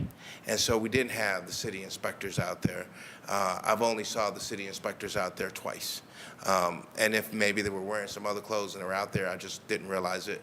But the quality of work, I'm quite sure we should at least be getting 10 inches thick concrete. Is that correct? If they're doing a replacement, and you know which company I'm talking about. Mr. Chairman, the councilman, so we've not given up on East 131st Street. We're currently working through our law department on a resolution with the contractor. We all agree that there's an issue with rideability. The issue that we're working through is who's going to pay the cost to do the repairs. They're going to start with diamond grinding, and then they're going to do other repairs related to 131st Street. And we're still working through that dispute resolution with our law department. And rest assured, we have not given up on fixing that roadway so that it's what all the residents deserve. It is a long process, but it is not something that we've taken lightly or that we've given up on. And with regard to Lee Road, we did assign a full-time inspector. I know that you've walked the site with Chief Tewin, with our inspectors. You and I have talked about it on a regular basis. We understand your concerns. Our work is finished on that portion of Lee Road. That was through the county's 50/50 concrete repair program. We did have inspectors out there ensuring that the proper depth of concrete was poured, that the dowels were properly in place. We did have some issues with keeping liquid debris out of storm sewers. That was remedied early on. You thankfully sent us photographs on a very regular basis and confronted our inspectors on a very regular basis as well. And we took your comments seriously, and we're happy to say that the job is done. And if we see any issues, like the ones that we've already repaired, there was some cracking that they went out and repaired, that we make sure that the contractor takes care of it quickly. Mr. Chairman, I'd like to, just after the session, miscellaneous, to talk about the new findings I found on the roadway work that was done. It was difficult sometimes when you are watching them pour the stuff but not sure to what depth or thickness that the concrete is laid in, and especially when you are not an inspector and you're not on the site. What was really unique, Mr. Chairman, to the director in this particular instance, when I show you the photos, is that the Spano Construction Company had to reopen up similar directions of where the concrete was initially worked on and poured on Lee Road. And so when they did that, they exposed the work of the previous contractor, and side by side, you can see the difference of the quality of work that was done.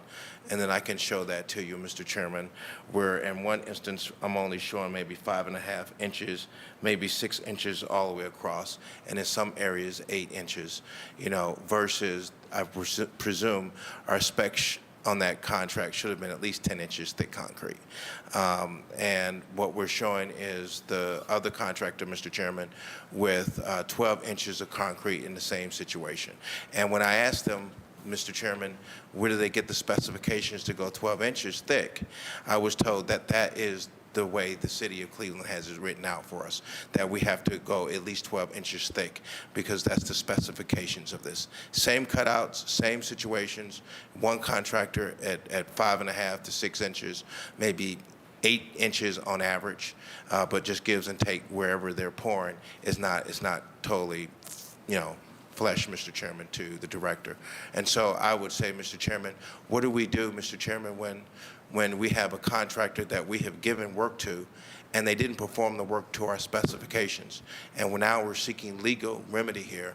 Mr. Chairman, how do we continue to still give that same contractor, continue to award more and more and more work on that contractor when they have jobs that are in question? Mr. Chairman, how do we stop the bleeding in that respect, okay. Mr. Chairman, in terms of quality of work? Okay, Councilman Jones, you're kind of asking a separate question outside of this ordinance that we're hearing today. So if you got any specific questions on this ordinance, so we can kind of get this ordinance put through, Councilman Jones. So, Go ahead. Mr. Chairman, this ordinance would take in that kind of work. So the issue is how do we, if with the deference of the chair on this particular point here that I've asked, if you could ask the question. Okay, so to this particular ordinance, this still would any contractor can be chosen for this particular ordinance. It doesn't have to be the lowest bidder, correct, Director? That's correct. So if we have contractors coming in with low bids that is basically on our blank list that has done shoddy work throughout the city, we can kind of eliminate those contractors through that process, correct? Is that correct, Director? To the chair, that's correct. Also, if there's a disparity in bids, this gives us an opportunity to do scope review with the various proposers so that we understand what's really in their bid. So if we have questions about the proposals, we're able to have a real Q&A about that. Okay. All right, Councilman Jones? Yeah, and Mr. Chairman, the reason why I asked that is because this also compels the contractor to participate and have his whole team, kind of work up the drafting of what should be. Is that correct, Mr. Chairman? Does the contractor have the capacity also to talk about, when they're drafting this and drawing this up, do they have the ability to edit in and out of this in terms of the work that they're doing for the project, based on what I'm reading here? Through the chair to the council, I'm sorry, can you rephrase that? What you have here is, does the contractor have the capacity to work with the administration to design the project? Through the chair to the council member, in the design build, for example, yes, the design team, which would be part of the construction team, would work, in the case of architecture and site development, would work closely with our project managers. In preparing the RFP or RFQ, the division would create a set of criteria documents, which would include things like 10 inches of concrete or whatever. The criteria documents are usually includes some drawings, specifications, narratives, enough that we can establish the level of quality and the goals of the project.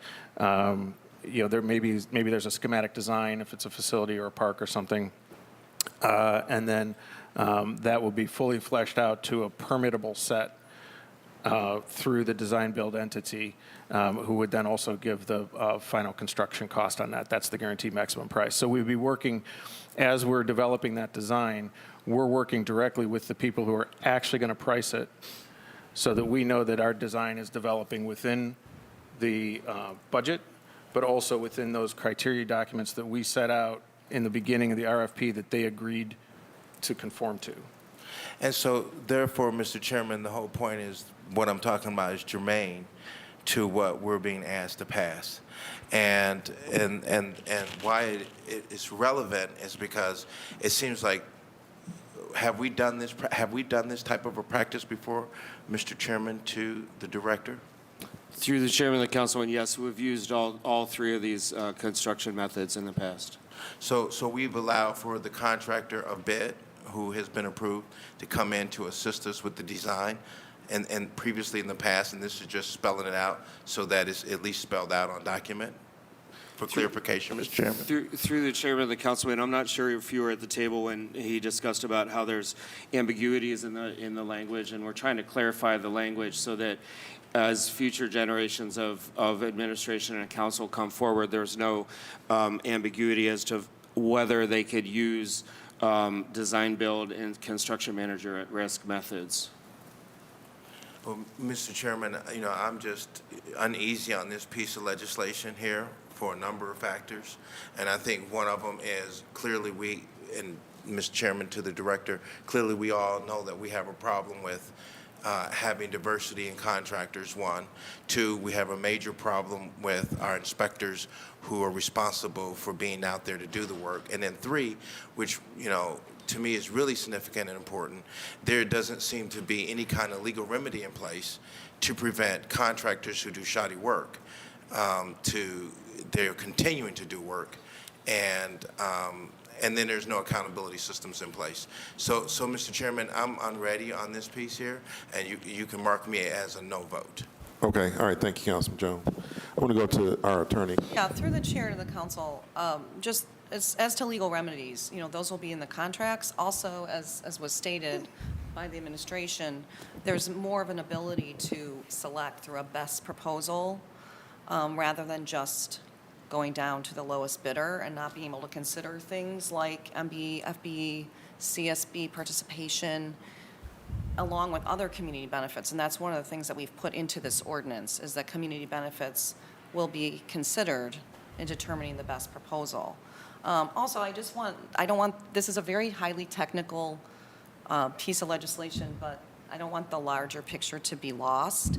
This was a council-led, led by Council President Griffin, along with working with the administration and MOCAP, in order to quell some of the confusion in the construction and development industry. There's a misbelief out there that these alternative construction delivery methods are not available. We also do believe that opening these up more and getting the message out that these are available explicitly will build the capacity of the construction and development industry and create more meaningful opportunities for MB, FB, SP, CSB contractors in city development projects. Also, I want to just remind everybody that, this is packaged along with the community benefits ordinance that we passed back in June. And it's also been packaged along with, $10 million in ARPA funding for workforce development, ARPA funding for bonding relief for minority and small contractors, and professional services to develop a community benefits ordinance scorecard evaluation process. So this ordinance is really a part of a bigger package of legislation meant to benefit the whole community. Okay, thank you. Thank you, Attorney. So, yeah, I just want to reiterate is that I hear what you're saying, Councilman Jones, and it's hard to pass. I think it's impossible for us to pass a piece of legislation that turns bad contractors into good contractors and make them go from doing bad work to good work, because we sure would probably introduce that and pass it immediately, and we probably would do it in an efficient manner. So, but this is just about the selection process, correct? Our selection process, how we doing things going forward with contractors. So is there any other questions? So just to clarify, because Councilman Casey had a question about the lowest bidder, and you know, how can we protect for fairness when it comes to contracting, where this one contractor that does all the work all over the city won't continuously get the bid, and we won't have a competitive process, and smaller contractors don't have a chance? How can we protect against that, Director? Is there a mechanism that we can put in place to protect against that? Through the chair to the member, yes, there are mechanisms in both of these design build and CMR methods that design bid build doesn't afford. Particularly, let's have a scenario where we get a design build proposal, and they'll give us a fee for the design portion, and we know that we're going to figure out the construction cost and have a guaranteed maximum price. While we're finishing that design with that team, they're bringing a lot of that construction team on board during that process.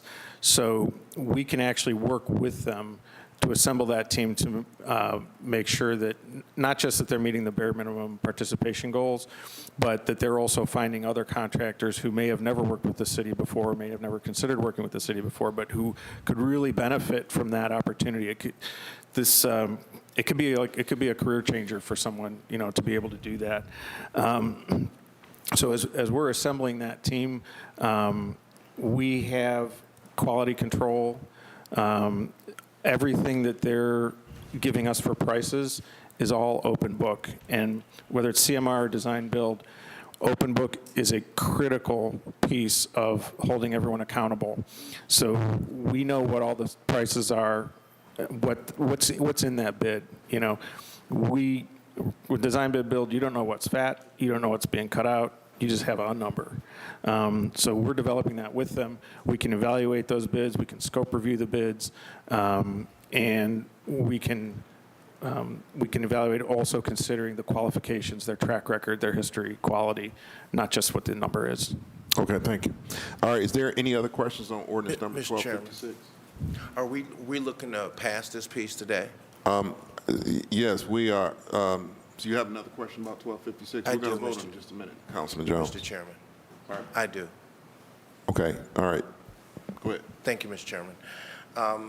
I see a great, you know, the various different sections talking about advertising and that kind of thing concerning ordinance 1256, 2023.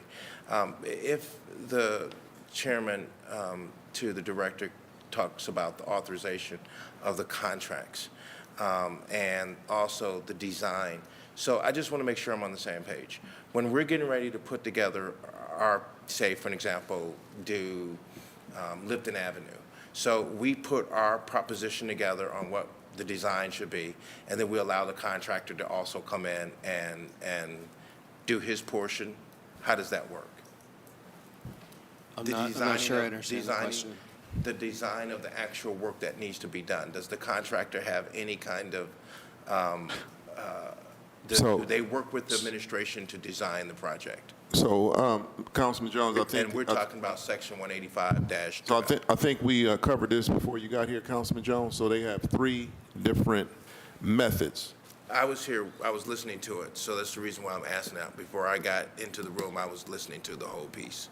Okay, From the so... very beginning to the end. So there's 3 different methods that they use, and they identified those 3 different methods.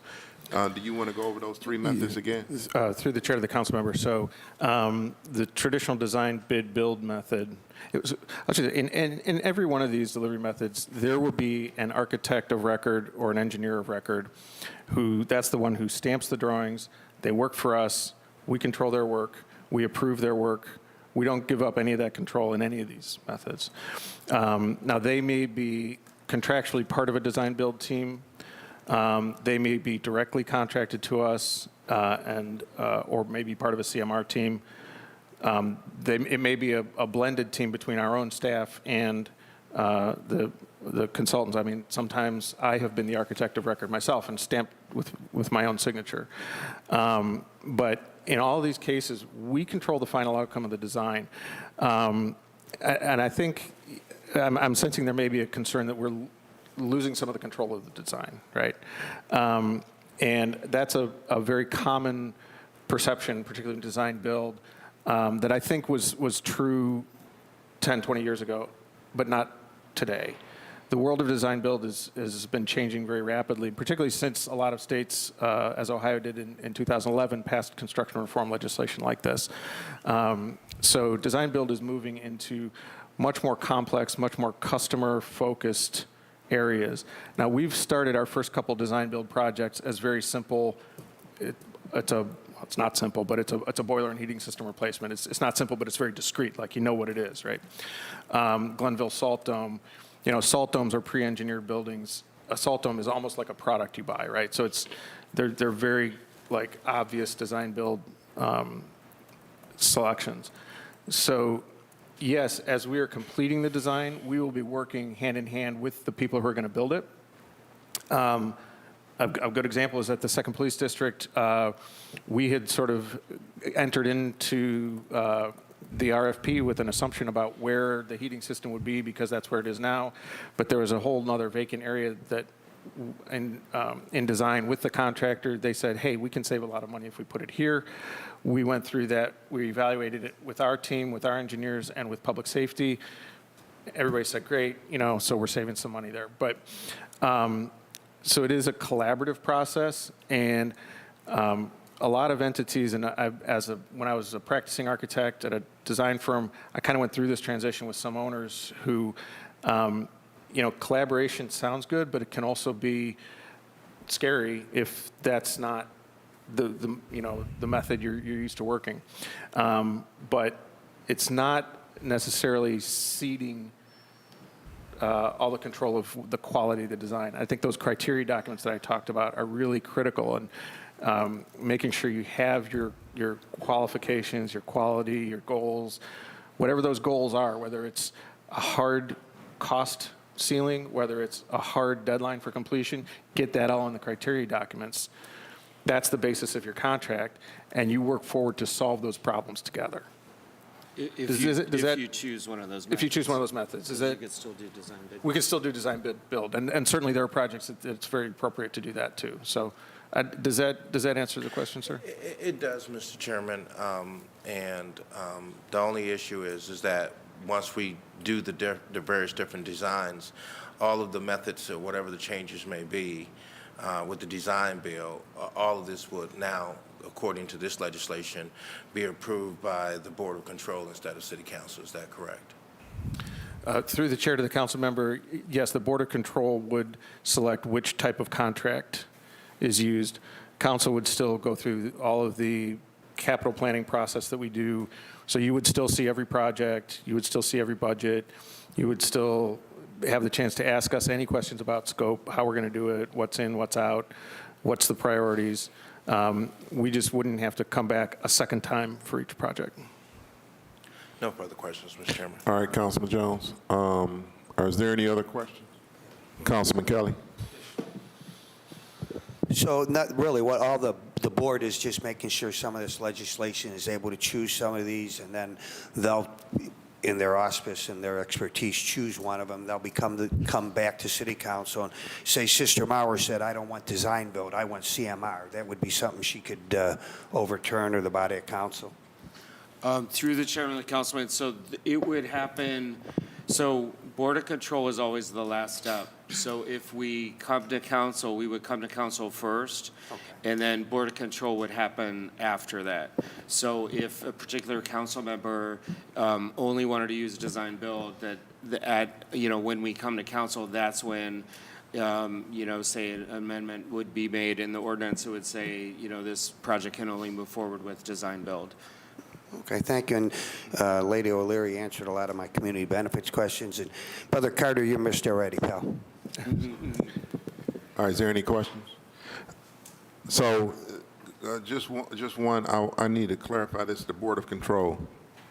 Do you have construction experts on the Board of Control?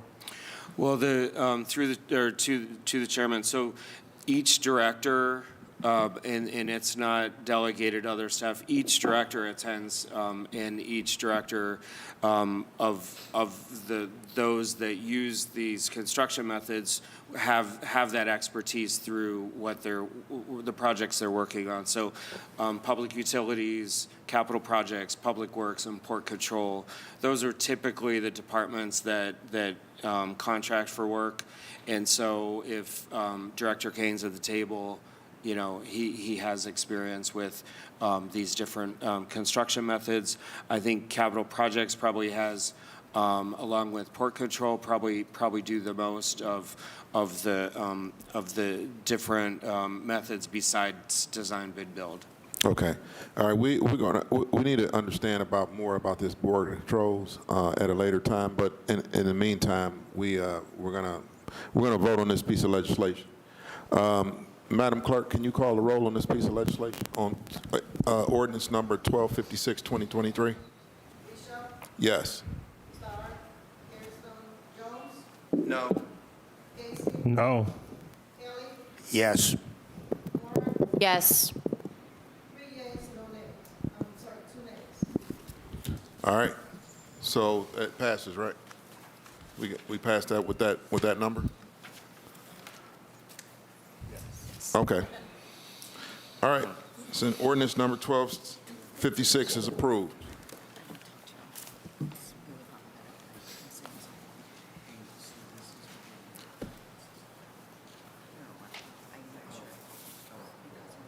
So I just want to clarify some guests I haven't seen before. Are you here for a piece of particular legislation? Public Works. Okay. All right. Ordinance.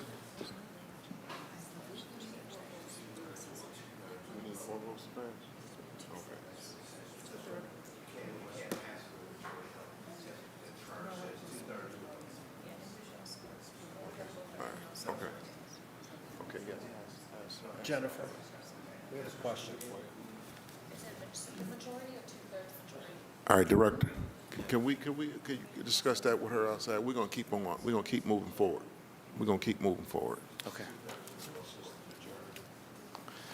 Ordinance number 1182, 2023, by council members Gray, Bishop, Harrison, and Griffin by departmental request.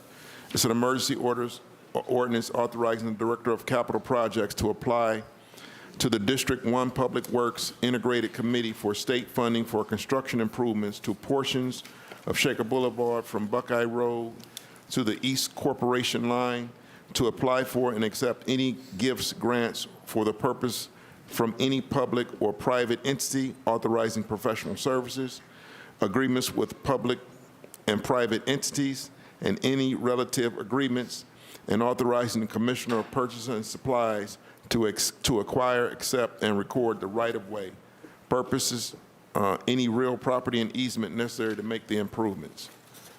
Okay. Mr. Chairman, to my right is Rob Chappelle. He is the manager of design for engineering and construction. Manager Switowski is on vacation today, so he's here with me today.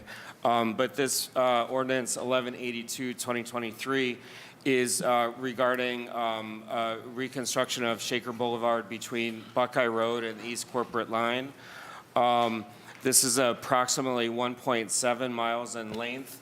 The improvements would include pavement rehabilitation, new sidewalks, curbs, ADA-compliant curb ramps and landings, new driveway aprons, roadway drainage, new water main, traffic signals, and complete and green street elements. And regarding complete and green street elements, this project did go through our Transportation Infrastructure Advisory Committee. This would be an ODOT administered construction project. The total project cost is estimated at $9.6 million. We intend to pursue various funding sources that are listed in your legislative summary. Most importantly, this gives us the ability to apply for Issue 1 funds, which is through the state of Ohio, and we would be seeking about $4.4 million of state funding. And this would be going through wards 4 and 6. And the issue one funding would be applied for next August, September? Correct. Yep, August or September. And so we need to have legislation passed now so that we can get a jump start on the design to be ready for that submittal at the end of the summer. Okay. All right, Director, do you have the blessings of Council President Blaine Griffin and Councilwoman Gray? Yes, we do, yes. All right, and how much is the city's portion of this? So the city's portion really depends on how much of the other funding comes in, but we're anticipating if we received money through urban paving in issue one, that the city's portion would be 2.176 million of future road and bridge bonds. So that would be sold next year. Okay. All right, is there any questions on the ordinance number 1182, 2023? Councilman Jones? Mr. Chairman, can the director explain the public utilities? I know we're accepting a grant of $4.4 million on issue one grant. Is that correct, Mr. Chairman, to the director? That's correct. And then the ODOT urban paving bonds. Where does that actually comes from? Is that from the state, Mr. Chairman, the director? Through the chairman, the councilman, that's also a state funding. It's a different program. It's for state routes only. And then, so the public utilities, who would be considered public? Would it be our public utilities? Just throwing in an additional amount here? Through the chairman and the councilman, so they're not giving us money. They're putting in money to replace the water line. And we get credit, if you will, or extra points on the issue one application if we have a public infrastructure improvement like a replacement of the water line. Okay. So that $2 million is actually for the water line under Buckeye Road? Correct. No further questions, Mr. Chairman. All right, thank you, Councilman Jones. Any other questions on ordinance number 1182? Seeing no further questions, ordinance number 1182 stands approved. Please sign it.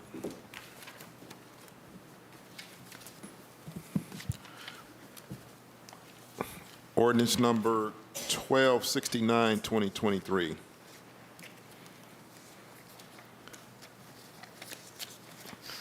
By council members Hairston, Bishop, and Griffin, by departmental request, an emergency ordinance authorizing the Director of Capital Projects to enter into one or more agreements with the City of East Cleveland regarding the public improvement of resurfacing Woodworth Avenue between Hayden and Quake Road to, among other items, allow East Cleveland to make the public improvement of resurfacing the portions of Woodworth Avenue which are located in the City of Cleveland, and to cause payment to the City of East Cleveland for the city's portion of the improvement.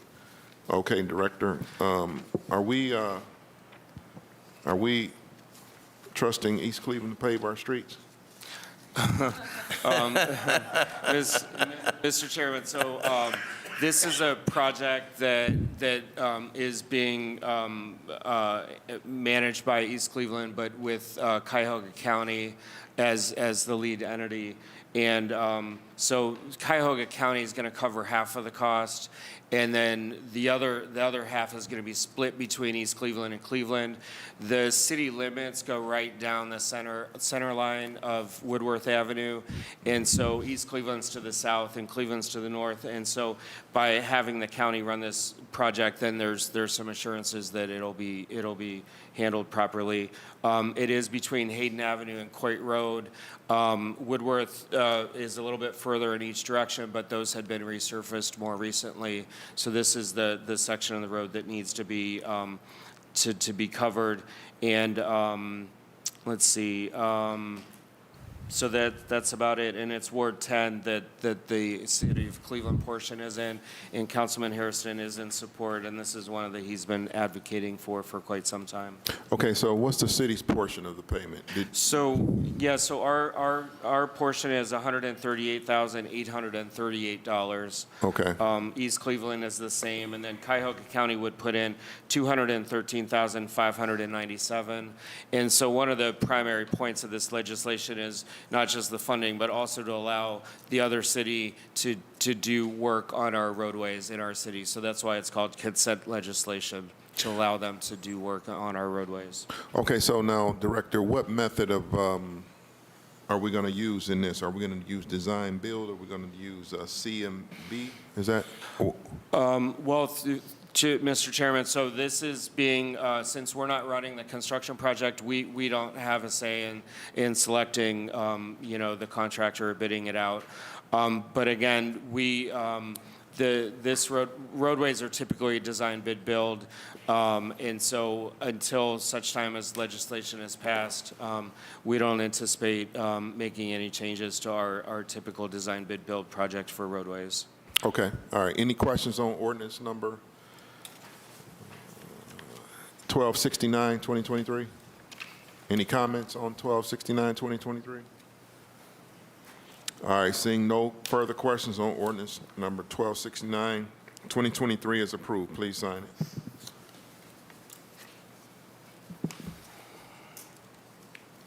Ordinance number 1273, 2023 by Council Members McCormick, Bishop, and Harrison. It's a departmental request. An emergency ordinance authorizing the Director of Capital Projects to issue a permit to 1865 West 22 Street LLC to encroach into the right-of-way of West 22nd Street by installing and using and maintaining new entrance staircase and at-grade courtyard. Okay, could you explain this, Director? Yes, so, Mr. Chairman, this is for an encroachment permit, and it's being requested by a company called 1865 West 22nd Street LLC, and that company is remodeling and expanding an existing apartment building, but really bringing it up to current standards, but also giving it some historic features that the building once had. That includes new staircases that would be in the front of the building off of West 22nd Street that would encroach into the right-of-way. As I mentioned, the building is existing, so to build stairways on that front of the building would require an encroachment permit. And West 22nd Street is off of Bridge Avenue, which is right by St. Emmerich's Church. So that's kind of like over by the West Side Market, like in that kind of area of Bridge Avenue. Mm-hmm. All right, any questions on this ordinance? 1273, any questions? Seeing no further questions, ordinance 1273 is approved. One note, did you have McCormick's consent, Director? Yes, we do, Okay, thank you. Chairman.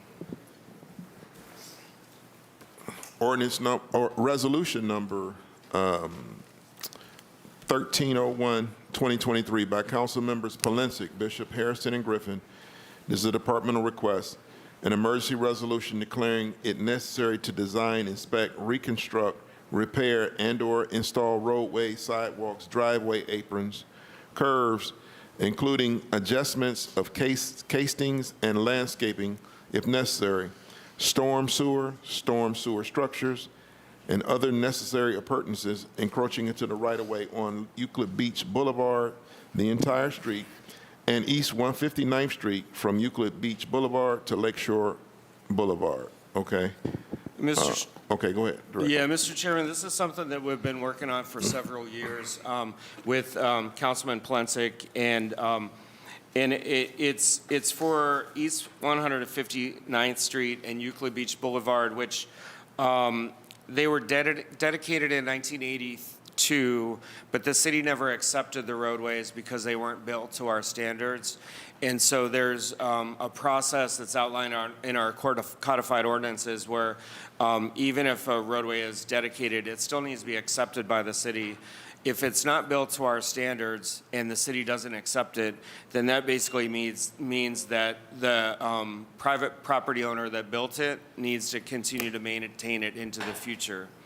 What we have is an area where we have CMHA housing and some apartment buildings that the previous owners have since sold their properties and are no longer maintaining the roadway. And so our residents are suffering because the roadway is in poor condition.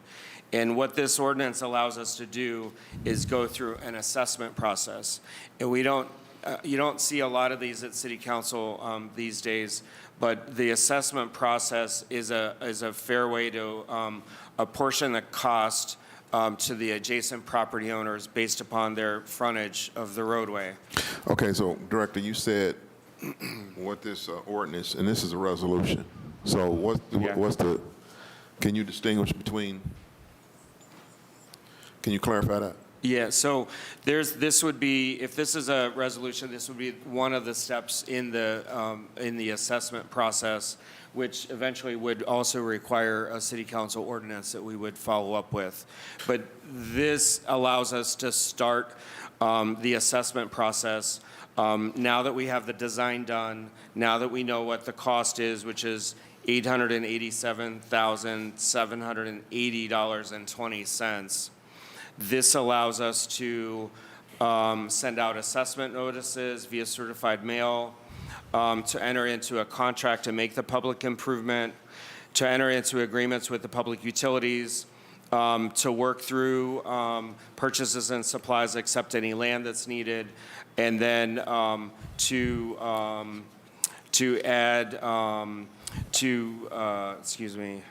and to prepare and file in the Office of the Clerk of Council estimated assessments for the project. Okay, so are you finished? Are you done? I'm sorry. You want to make a comment? Yeah, Chairman, this is one of three resolutions that are going to need to happen prior to Can you speak construction. into the mic? Can you please? Yeah, good, because I couldn't hear. This Thank is going to be one of the three resolutions, a piece of legislation going to happen prior to construction starting. This is a resolution of necessity, essentially allowing, having council go and say, yes, we can go, we accept this project as to continue forward as an assessment project, and also allows for the Commissioner of the Department of Assessments and Licensing to go and send out notices to the property owners, given what the estimate of the assessments are going to be. The next thing is going to be, will be a resolution going and appointing a Board of Equalization, because every time you do assessment, you need to go and allow all the property owners, once they receive the assessment notice, to be able to go and either challenge or ask questions or whatever, and that's what that Board of Equalization is going to be. And then the third piece is going to be, once the Board of Equalization meets, talks with all the property owners, they're going to create a report, in which case that report will be submitted to the director, and that report will be part of a resolution for council to accept the report from the Board of Equalization. All that has to happen prior to construction actually starting. Okay. All right, so kind of complicated, right? Yes. It's a process. So now, if I'm a property owner and I get this assessment and it says, I don't know, it's $5,000, and I think it's only worth $2,500, what's my process? What will I do? Will I voice that? Chairman, that's what the Board of Equalization's job is. The Board of Equalization makes up of three property owners within the city of Cleveland that have no connections to the project whatsoever. So there's a series of interview questions. We end up interviewing various people. They get the board.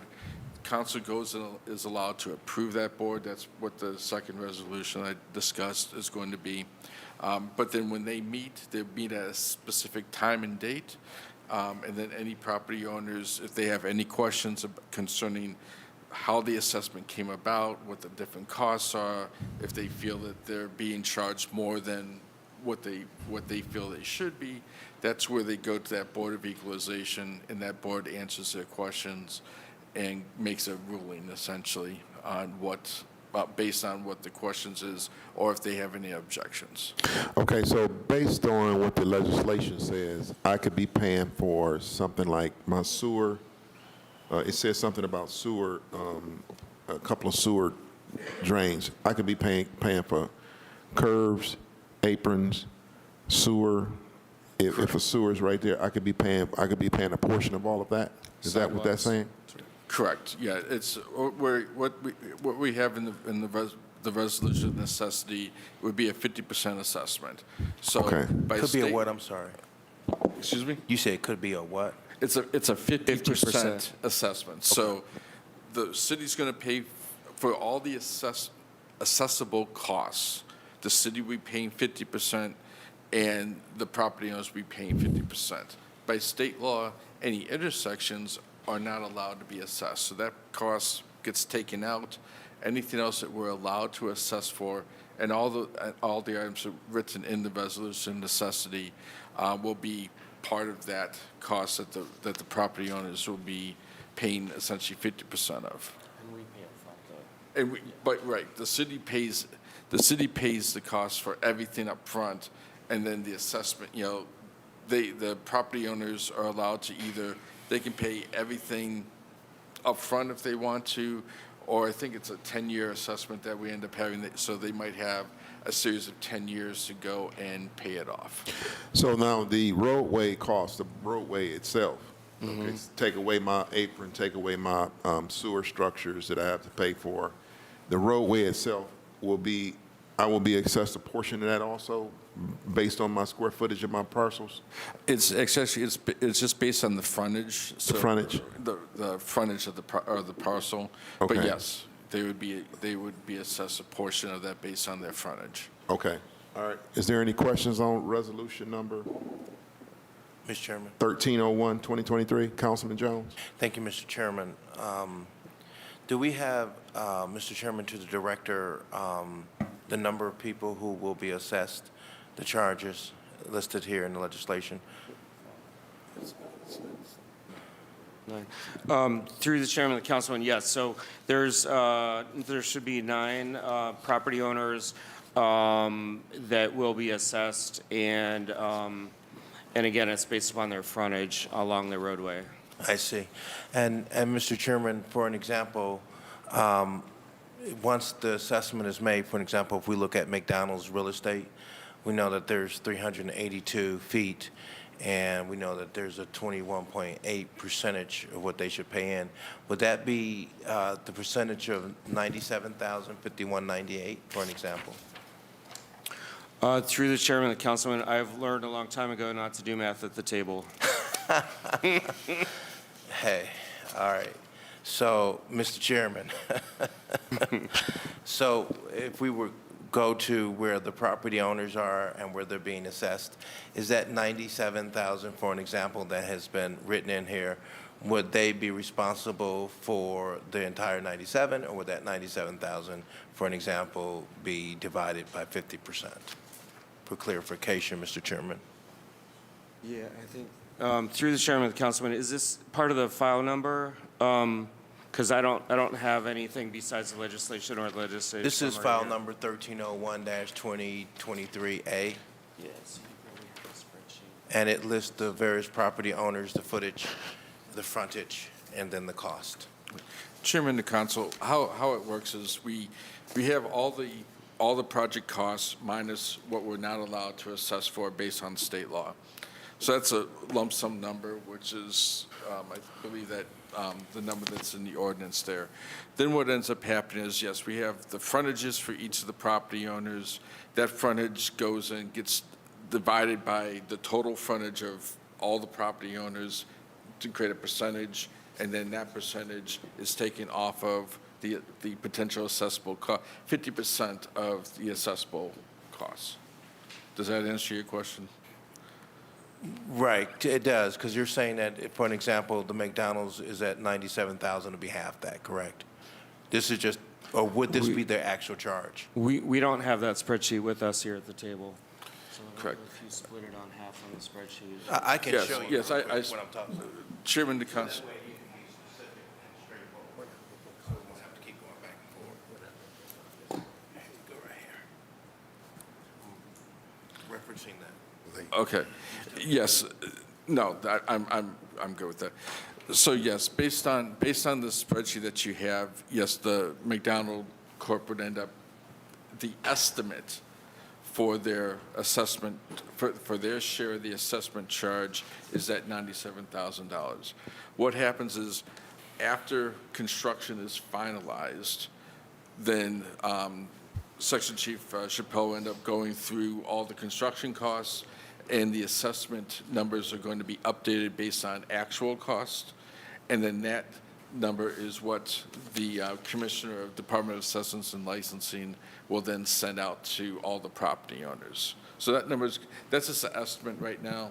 Once we have actual costs, then all the numbers will end up being adjusted for actual values. I see. So this is, before you go through that process, it's just preliminary numbers here. This would be their assessment, and you've already taken half out of that already, the 97,000, or would you take half out of the actual 97,000? Chairman of Council, the 97,000 right now is their representative half. That Okay. is representative of half. And yes. so then, Mr. Chairman, these are, I would presume, all the property owners who would be affected by the project. Is that correct, Mr. Chairman, to Director? That is correct.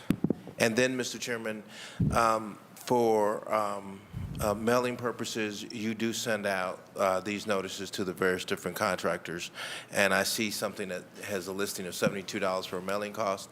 Why would we have to take a newspaper cost or a newspaper ad out on this particular project at the $3,400 mark? It's, Chairman to Councilman, it's, first of all, the Commissioner of Assessment and License ends up sending out all the notices. So the mailing cost that we have there is based on what their estimate was to us. So again, once that actual cost is occurred, then whatever that actual cost is going to be placed in there. In terms of going in for the notification of the newspaper ads, that's part of state law.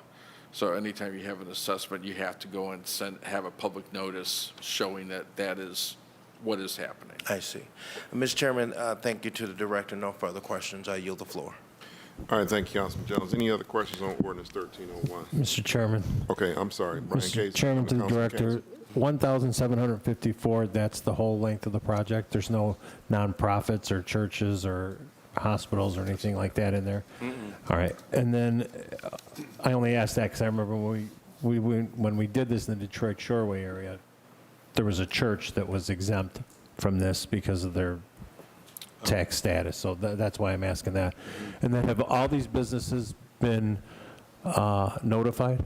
And there's been a public hearing, I'm assuming, about this? Yeah, so through the chairman and the councilman, so we had a public hearing towards the springtime of last year, I would think, with myself and Councilman, and mostly it was just the major property owners that attended.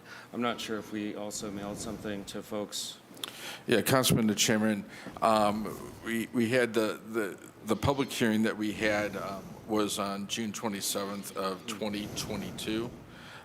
With that, it was attended only by one of the property owners at that time, but what we ended up doing is sending out the presentation to all of the property owners just so that everyone had the information that was given at that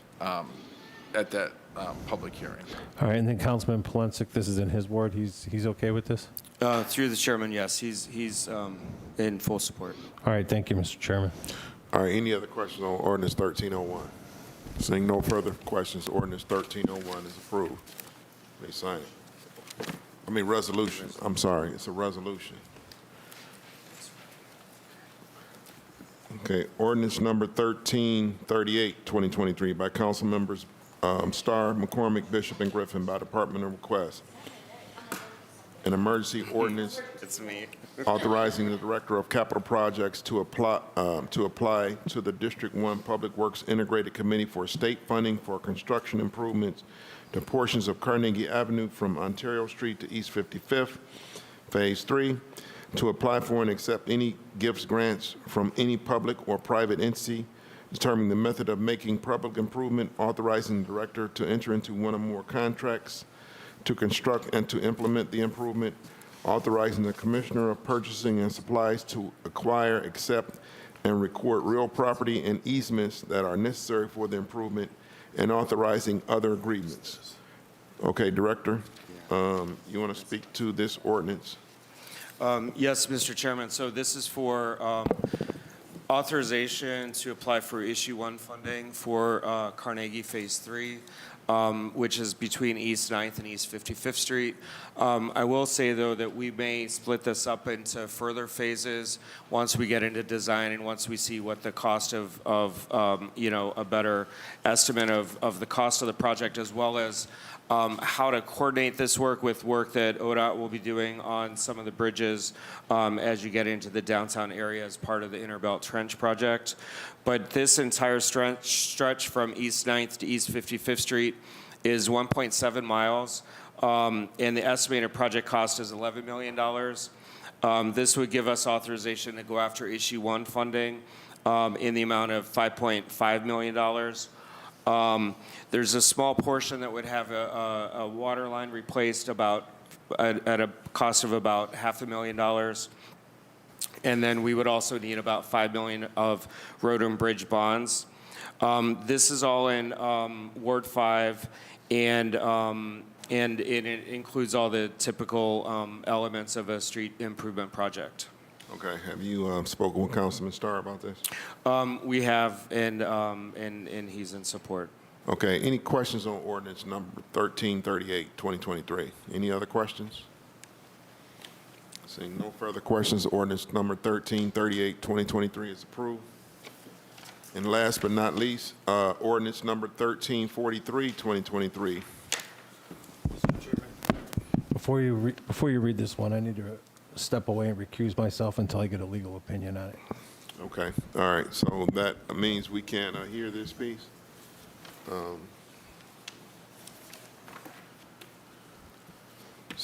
Madam Clerk, we can't, with 3 members, we can't pass a piece of legislation, correct? Where's Joe? He's going to recruit. Where's Joe? You want to call Councilman Jones? We're going to give him 1 minute. Let's see if I can find somebody else.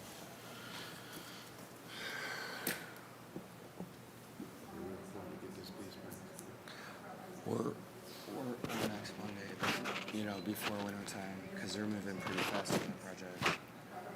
Yeah. Because they've already gone through city planning on phase 1A, so this allows us to catch up.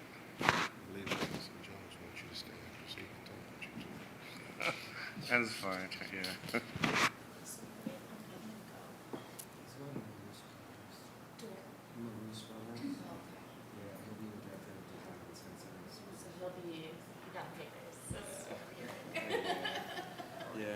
We're sad to see it go. He's good at solving problems. I know, exactly. He's good at teamwork and let's methodically figure out Yes. what we need to do. Yeah.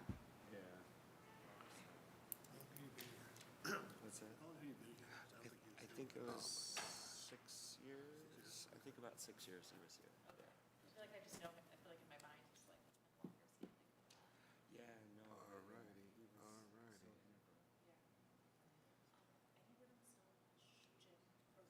You know what? I got an email right when I was coming here, and I didn't open it. So after I'm done, I'll look to see. Because I know they'll be able to meet your deadline. We're just trying to figure out. Well, is there obviously state contracts, so we're just trying to. All right, we back in business now. Okay. We're just trying to figure out how to get you what you need. And, yeah.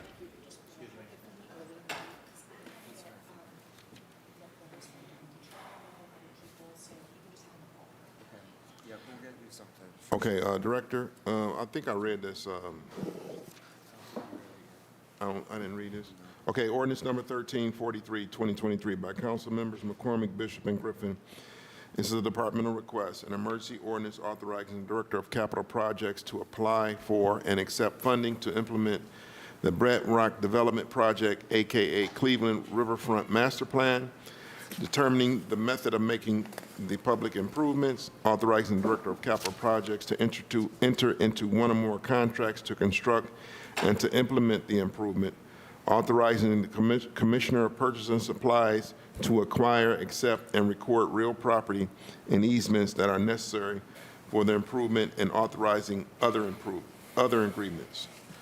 Okay, Director. So, Mr. Chairman, this relates to the Bedrock Development Project, which. Hold on, Director. Yeah. This piece is amended. Okay, I'm going to have to read the amended. There's no legal objection to this legislation if amended as follows. Line 1, in the title, line 2, strike the Director of Capital Projects and insert Director of Capital Projects and/or Finance. Line 2, Section 1, line 1, line 1, after and/or insert Director of, and in line 5, after AKA, insert the, and in line 6, between full and depth, insert hyphen, and strike curb, and insert curves, and then strike sidewalk, and insert sidewalks. In Section 3, or number 3, in Section 2, line 1, after and/or insert Director of. Number 4, in Section 3, line 3, after constructing the improvement, strike the comma and insert or any component. Number 5, insert new Section A to read as follows. Okay, Section A, in addition and as an alternative to the construction contracting method in Sections 3 and 4 above, the public improvement and/or more distinct components parts of the improvement may be made by one or more contracts combining professional design services and construction services, and one or more design build contracts, including but not limited to bridging design build and other design variants, or by combining construction management services, professional design services, and construction services in one or more construction professional design services and construction services in one or more construction management contracts, or one or more construction manager at risk contracts or other similar contracts, which may utilize open book pricing and/or guaranteed maximum price duly let to that person, firm, or corporation, or combination of them submitting the best proposal after a competitive qualifications-based selection process, which takes in consideration the engineering and design, the proposed design and construction costs, the construction method, the schedule, the total life cycle costs, the qualifications of the proposed design professionals, the construction firm and construction management firms, the community benefits offered, and the risks and the objectives of the improvements and the components. The selection of this person, firm, or corporation to design, construct, and/or manage the improvement shall be made by the Board of Control on the nomination of the firms or corporations as it may be determined by the directors after making a full, complete canvass for the purpose of compiling the list. The Board of Control shall fix the total compensation to be paid for all design and construction and/or construction management or any combination of them necessary for the improvement. The contracts shall be prepared by the Director of Law, approved by the appropriate departments, directors, and certified the Director of Finance. And number 6, in Section 7, line 4, strike property rights such as, and insert such property rights including but not limited to. Okay, so those are amendments that has to be read in for the record. Okay, Director. So, Mr. Chairman, the new language that you read in there is an example of the type of approval we would need from City Council to use the alternative contracting methods, specifically in many words, but specifically it's for design build and construction manager at risk. And so our law department put that together to give us the ability to use all 3 construction methods, the third being design bid build, since the other ordinance that we were listening to, is still under consideration by council. So to go back though, this is for the Bedrock project, which as it goes through City Council, it's called the Cuyahoga Riverfront Master Plan, and there's been several pieces of legislation that have come before council, and in particular, there was a piece of legislation that authorized the use of ARPA funds to make public improvements for this project. This ordinance allows us to go through the process to hire consultants and design team as needed as the project moves forward, the Phase 1A has been approved by City Planning Commission, and the Bedrock team will be moving into construction on that phase in the springtime of this coming year. This particular ordinance covers future phases of the project that it would include construction of roadway and bridge improvements, including full-depth pavement, drainage upgrades, installation of curb, sidewalk, and driveways, including but not limited to the following streets. And it would include Huron, Superior, West Prospect, Ontario Canal, Eagle, West 3rd, Factory Street, and Stones Levee.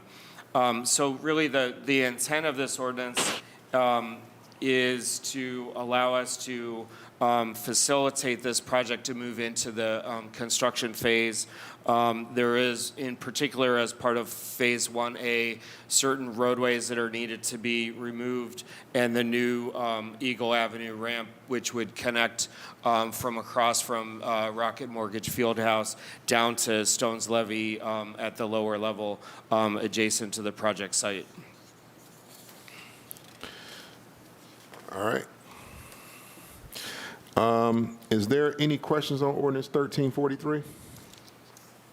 Councilman Jones? And Mr. Chairman, to the director, what you're showing us here is a photograph. Is that where the infrastructure is going to be changed? Or if you could elaborate on that, because we got different roads and routes. Yep, through the chairman, the councilman. So that photograph just ties with what City Council has already approved as part of the master plan. So this dovetails in with the master plan that both City Council and the City Planning Commission have approved. There was a development agreement that was approved by City Council, and then the master plan that was approved by City Council. And so that representation is just a dovetail into those drawings that were already presented to City Council and City Planning Commission. The main roadways that you're going to see changed in that area would be Eagle Avenue, which, as I mentioned, there's going to be a new ramp that's going to connect from the upper level where the Rocket Mortgage Fieldhouse is to the lower level. There'll be improvements on West 3rd Street, which is at the lower level where Eagle Avenue will tie into. There will also be major changes to Canal Road, which is the road that runs through the project site. A piece of Canal Road will remain, and a piece will be relocated. And those exact locations of the relocation are not finalized yet. They're still working with us on the design and working with traffic engineering and capital projects design team to come up with solutions to those roadway changes that work for everyone. And so, Mr. Chairman, do we have like, one of the things that would be nice to give me some clarity here would be, exactly what roadways. I can't see a visual other than the photo that is talked about here, but we're really getting in depth about, how the road and what is going to actually be done with the road. And then it seems like what you're asking for is to go ahead and accept the grants that are available to the project in this particular piece of legislation, but it doesn't tell us what the cost is, or it doesn't have an executive summary, Mr. Chairman, that gives us an idea of what the preliminary cost would be for the project. It just says to be determined. Do we have a preliminary estimate, Mr. Chairman, to the director? So through the chairman and the councilman, we can absolutely give better drawings that show where the roadways are located. And we can give you some estimates for roadway work. I'm not sure if Rob, if you have any estimated costs on the roadway work. For Eagle, I'm not sure. That hasn't been part of our discussions, really. We've just been working with the developer on the details of the design. Canal, we actually have Canal programmed right now as a 2026 federal surface transportation block grant NOACA project, and I believe the cost estimate for that, the total is around $5 million, of which we would pay 20% of that.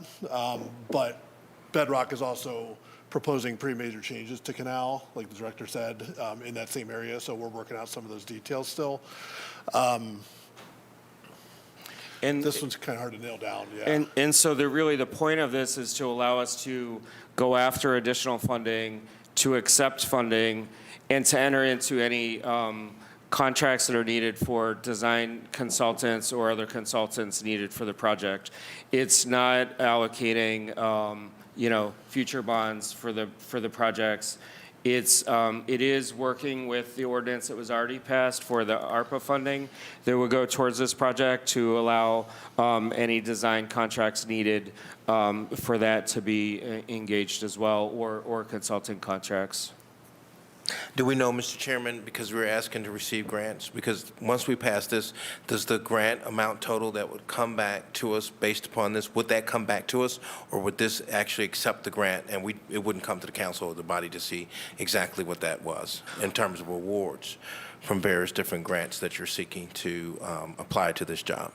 Through the chairman, councilman, happy to come back to council to either report out on grants that we've received. This really is at the request of the developer so that we can be lockstep with them as they move phases of this through city planning. But again, happy to bring back any grants that we receive and let council know. This is one of those projects that we're going to have to go after pretty much anything that's out there to try to take the burden off the city for some of these public right-of-ways. Mr. Chairman, no further questions. All right, is any other questions on ordinance number 1343, 2023? Seeing no further questions, ordinance number 1343 is approved. Please sign it. Thank you. All right, that concludes our portion of the legislative part of the MSP hearings. Thank you, Director. All right. Mr. Chairman, we're going to ask for miscellaneous. Okay.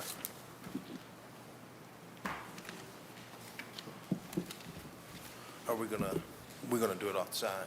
Yeah, we gotta hear this. We got another hearing today. Come on up. Public Works or Public Administration?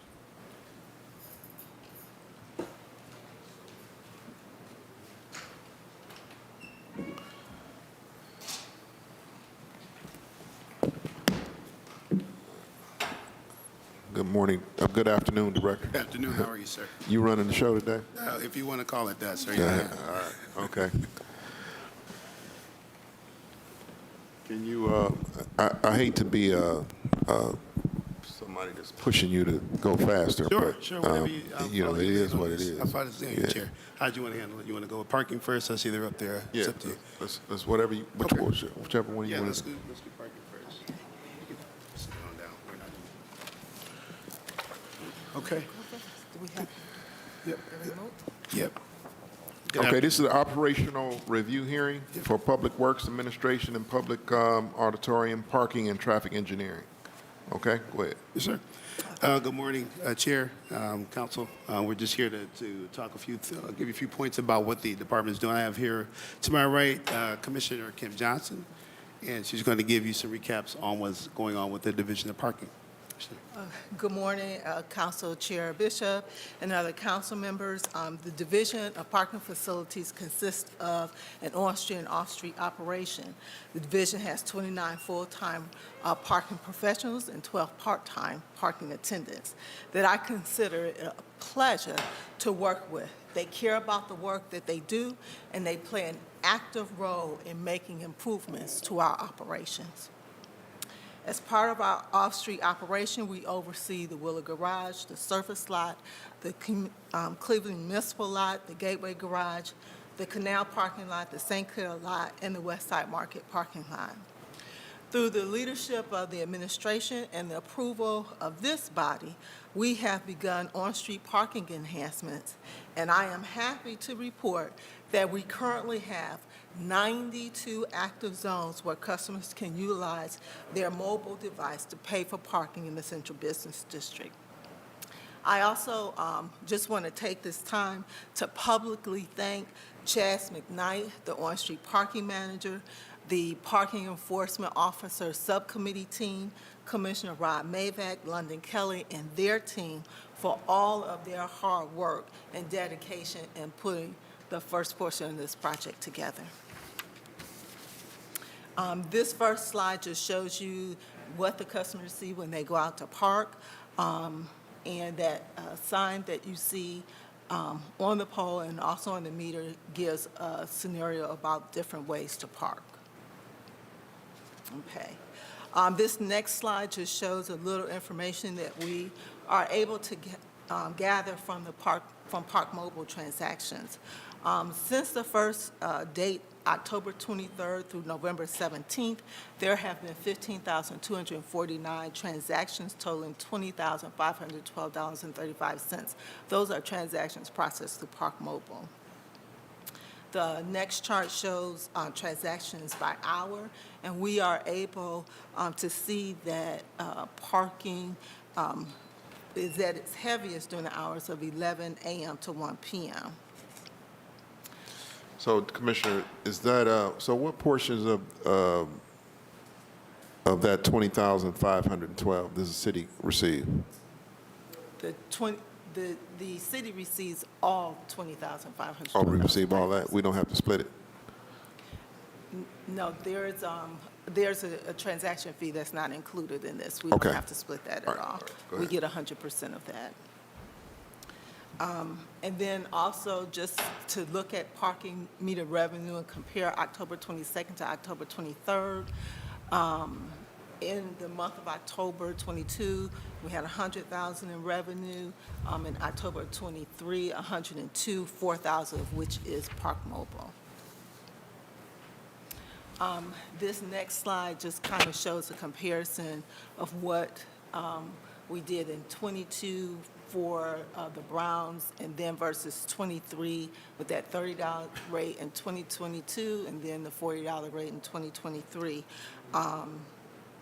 So the revenue gained in 2023 from that from the increase. Our 2023 revenue reflects about 96% of what was collected for 3 games in 2022. And then this last slide just shows a copy of our total revenues to date and expenditures to date.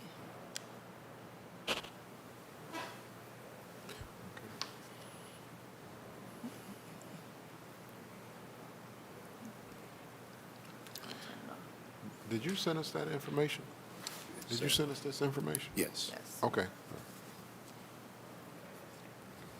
Okay, go ahead. No, we'll open That's up for it. it. Yeah, Any but just open up for any questions that you have. All right, is there any questions for Parking Division? No questions for Parking Division? All right. Okay. All right. All right, let's move on to the next All division. right. If I could have public auditorium. Okay. Come on.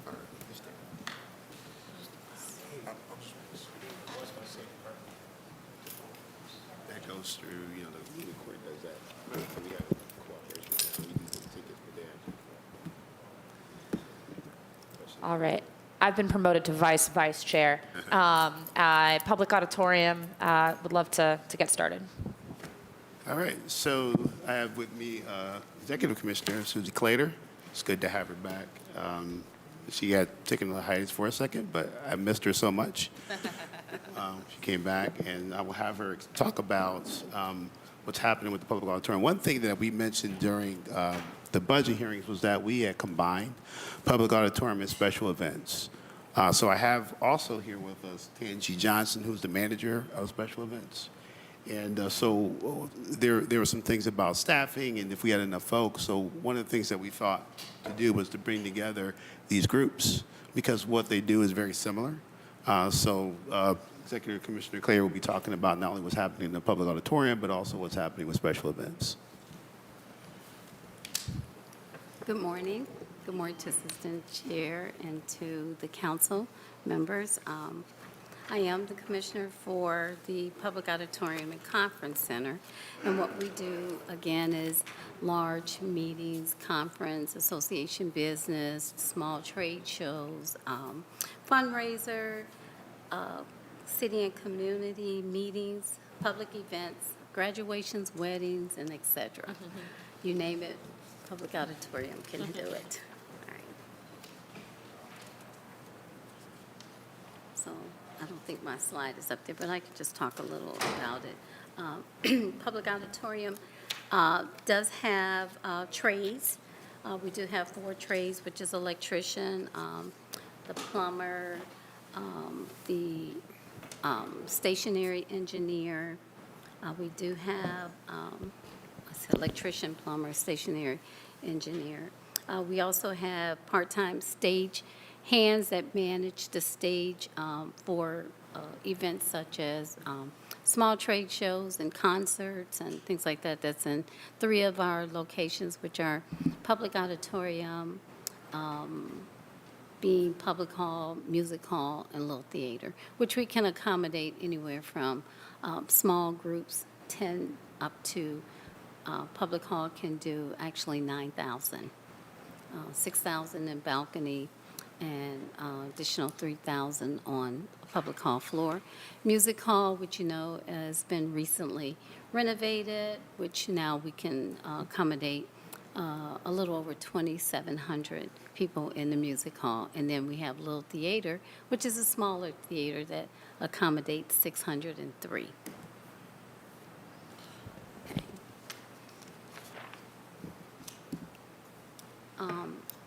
In 2023, our goal was to have 35 paid events. And right now, we did have a few cancellations, so we're at about 32. The revenue is still basically the same for 2023. For 2024, our goals are to increase. We have a lot of I would say international citywide events that we are working on currently. Some of them would be like the Gymnastics Challenge, which is in January of 2024. We have the volleyball tournament in February. We have the Women's Final Four, which will be April of 2024. Ride the Rainbow, which is University Hospital fundraiser. We have several large conventions. We have the Pan American Master Games that's coming in July of 2024. We have ASAE, their largest meeting planners of international will be here for 2024. We're excited. This is the first time for those groups as well. As Assistant Director John Leard said, that in 2020, we merged special events, the Office of Special Events, with Public Auditorium, which handles the malls, the parks, the rotunda for weddings and things of that nature. And it's been coming along pretty well. A few other things with this section is there are a couple questions. One was about event software. And one of the things that we actually put together a committee to try to get to the bottom of this and resolve it. Well, we found out that there's probably some things with the Acela project that's happening already that we want to try to grab their coattails on. So as opposed to us doing our own project, we decided to fold into what they're doing. So it's going to take a little bit of time because they're focusing on building and housing. But our goal is by next year to be able to roll into what they're doing in our permit process and those kind of things. Our hope is that we'll be able to get into the Acela program to be able to do those things. Okay. Is there any questions for the public auditorium? I got one. Councilman Casey? Mr. Chairman, to the director, you guys mentioned that you're doing the NCAA Women's Final Four next year. That's not over at Rocket Mortgage? Councilman, to the chair, the councilman, the Final Four is at the the Rocket Mortgage Field House, but we also host their practices.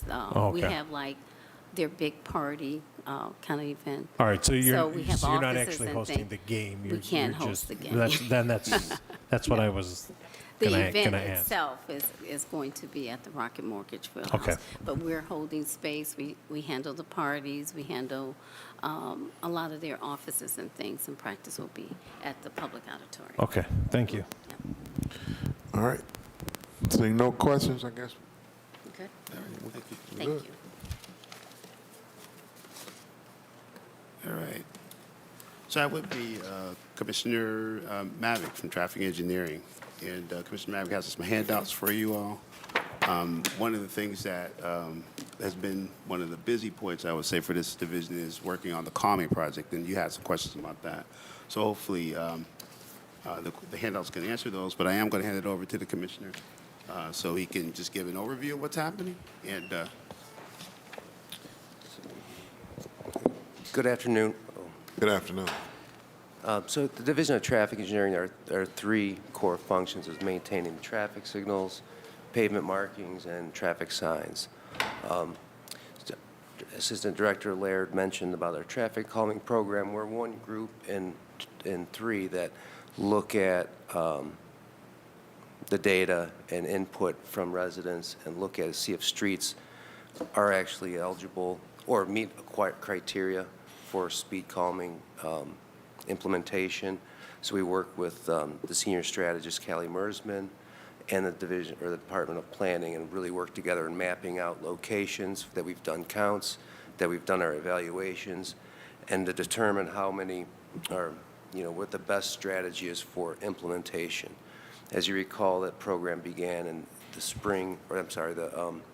fall of 2022 with a pilot. Since that point, we've been taking input either from 311 or on the city's website to evaluate various different streets as part of the traffic calming program. The other thing I think our division is focused in on in 2023 is safety and some efficiencies learned. So some of the safety components that some of you may not be aware of is at the school speed zones used to be manual. Now, this year, we've changed those all out, so we now have 165 locations that are automatic. No longer do you have to use a key to turn them on and turn them off. It prevents when folks are sick or maybe someone retired for a reason or not, the lights wouldn't get turned on. So that was our number one complaint. So those have all been changed out. We worked with the schools and their administration to make sure the times are correct for drop-off and pickup. The other component of that is we've added 45 additional intersections of countdown pedestrian inserts. Those are the pedestrian lights that you see will count down and tell you how much time you have to cross. That was, I think, 380 total inserts and 45 intersections.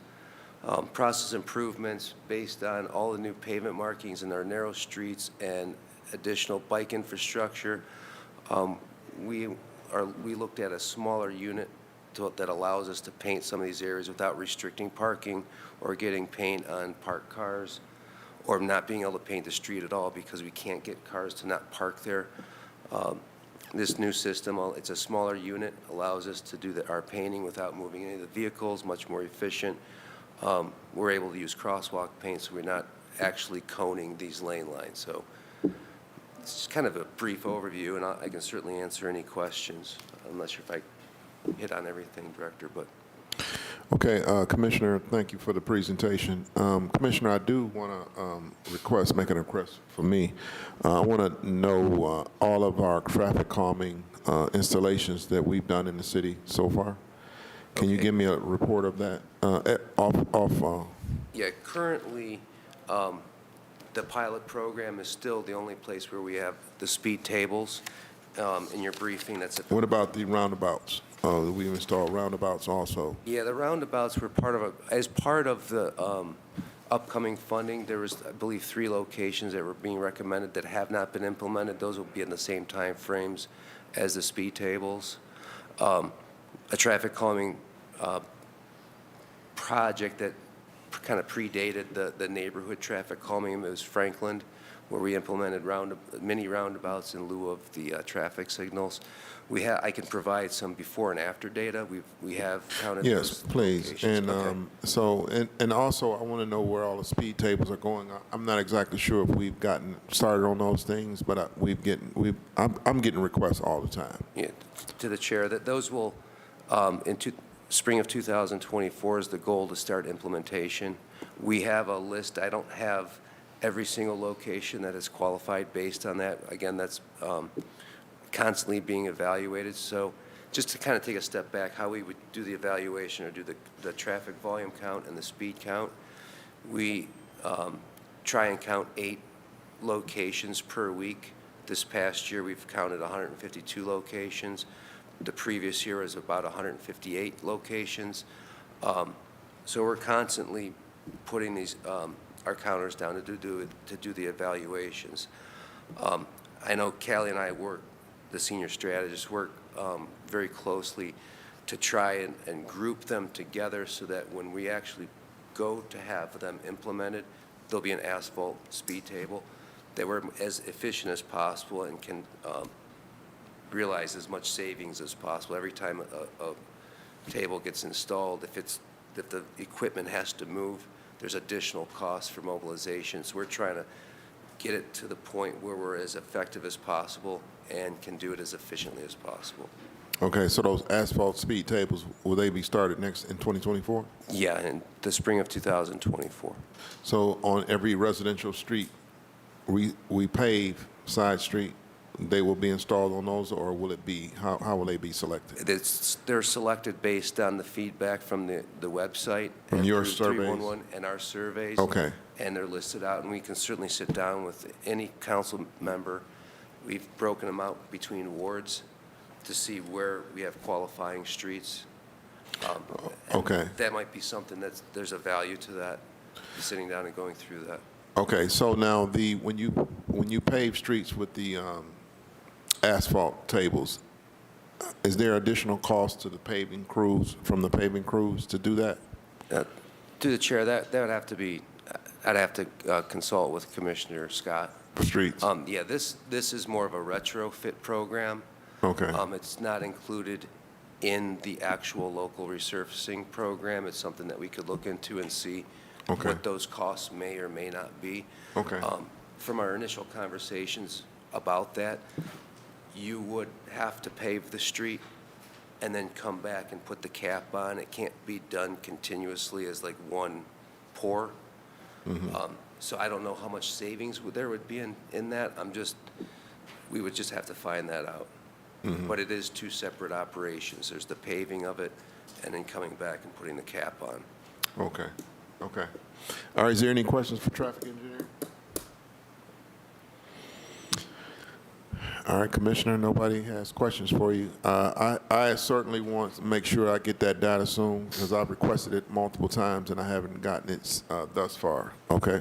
Through the chair. Who would you request that from?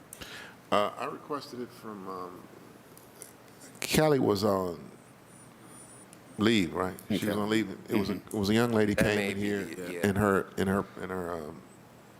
in her place, and I requested it from her. I remember for To sure. be sure, clear Yeah. on what your requests are, you're requesting for the locations of the speed tables throughout the I want city? the locations of the stuff where we have down. I want all the speed tables. I want the locations that we're going to put the speed tables in 2024 also. So if I could, as we get closer, because right now we don't have definite places, we have potentials. Okay. And so once we nail those down, that, as the Commissioner was pointing out, that could be a thing that we could sit down and say, hey, Okay. here are the potential places where they could go. And as we get closer to that, we could definitely sit down with this group. Okay, great. Okay. And, All right. And Go also, ahead. I also had requested those from Callie and I think David Bass, I want to say, but I didn't get a response on that. I know she's been out, so I can rebump the email and CC you both on it, if that would be okay. To the chair of the council members, she, as of a couple weeks ago, is now back at City Hall a couple days a week. Okay. And so this is a topic that we've discussed All right. on numerous occasions. I don't envy her sorting out her inbox. Me neither. And I'll just really quickly say, I will also follow up with you. I've had a hard time getting a hold of the guy who moves the speed feedback display signs because ours haven't been moved in 4 or 5 months. Okay. And so we have new locations for them that we submitted maybe 6 weeks ago. And those are in the actual, you submitted those online through the Excel spreadsheet? Yes, Okay. and then we called him too, and so we've been waiting on that. So I just wanted to bring that to your attention. Okay. We'll take All care right, of thank it. you, Councilwoman Meyer. And also, mine's traffic signs. they got moved. I'm not exactly sure where they are. I'm gonna drive around and look for them. I Okay. don't know if mines are still up, but Yeah, we have a list of those locations, so I can yeah, grab those. yeah, I want to know where mines is. Councilman Jones, do you have a question? Yes, Mr. Chairman. These are concerning the revenues that we're looking at and the expenditures. When we look at the funds that we're bringing in, total as relates to the Willard Garage, as well as the various different facilities, what is that total, Mr. Chairman, to the director? What are the total funds we're bringing in as relates to parking and revenues Through the and tickets and all of that? through the chair to the councilman, are we talking about parking? Because right now we're doing traffic engineer. Are you talking about parking? This presentation here that was Okay. made. Okay. I'm sorry. Through the chair, can you ask your question one more time? Because I had traffic engineering on my mind. Oh, the question. Yeah. What is the total revenue we're bringing in from the Division of Parking Facilities? So if we add those up, and again, I don't want to do the math, but we can actually give that. I can send that to you for the total, but it's just a matter of just adding up the numbers that are on the screen. But I can actually forward that to you. Right. We can send that through the chair to you. So once we get these, I guess my question would be, Mr. Chairman, we get the totals of whatever the cost is for the various different facilities, and then also expenditures. How do we expenditure out of that, and then what amount on an annual basis usually go back to the general funds? Through the chair to the council person, I want to make sure that you're asking what are our expenditures, or what are our expenditures as it relates to the meter project? It's relating to parking revenue. So when we look at the various different transactions that you have here for us for the division of parking facilities and meters, the question is, what's the total for that combined? And also expenditures. What is the actual expenditures out of that? I'm not sure if your department would be responsible for paying the bonds, or would all of your revenue come back to the city of Cleveland, and then from there they take that out? How does that work? Okay. Was the question, Mr. Chairman, in terms of the cost? What's the total cost? And then what's the total expenditures? And then anything that's left over, does that go into the general fund, or does it come back to your department for expenditure? Okay. Through the chair to the councilperson, I'll get that information to you. I see. Thank you. And then, Mr. Chairman, to Mr. Mavick, were we able to take those no parking signs down in our commercial district from East 173rd Street all the way over to East 175th Street? And the reason I'm asking, Mr. Chairman, is because when I asked my guys after we had a conversation, they said that those signs are still up on one side of the street. And so from that space to that space, I haven't had a chance, Mr. Chairman, to go out and inspect myself personally, but just wanted to make sure that they were taken down. Through the chair, the council member, yeah, those were removed. Okay. The same week. Thank you, Mr. Chairman, to Mr. Mavick. All right, thank you, Councilman Jones. Councilman Kelly? Yeah, I just wanted to thank Brother Mavick. East 90, we finally get that put together where you're coming off on West Boulevard. That's been like 45 years, 44 years that it was done. There was a lot of conversations with Brother Mavick. He always picked up the phone, always answered the door when I knocked. Didn't always have a smile, but he went through everything, and my residents are very happy over there. So thank you very much. All right, thank you, Councilman Kelly. So got a quick question for the commissioner also. Same questioning as Councilman Jones. No parking signs on side streets from 2 a.m. to 6 a.m. Are those, do they supposed to be on all of our side streets, or is it just select few side streets? To the chair, they're on by request. By request? There's a handful on the east side that are 2 a.m. to 6 a.m. Yeah, but it's generally by request. Okay, because I got a couple of streets I want to put on that list Okay. to Yeah, make just 2 a.m. to Let 6 us know a.m. that We normally would come out to a block club meeting for River Street is from 2 a.m. to 6 a.m. Because sometimes if there's nowhere to park, it can be controversial. Okay, yeah, on this street, everybody has driveways. Okay. So I'm not going to try to cut people's parking, but everybody has driveways. Okay, great. All right, seeing no further questions, no further comments, the Municipal Services and Properties Committee is hereby adjourned.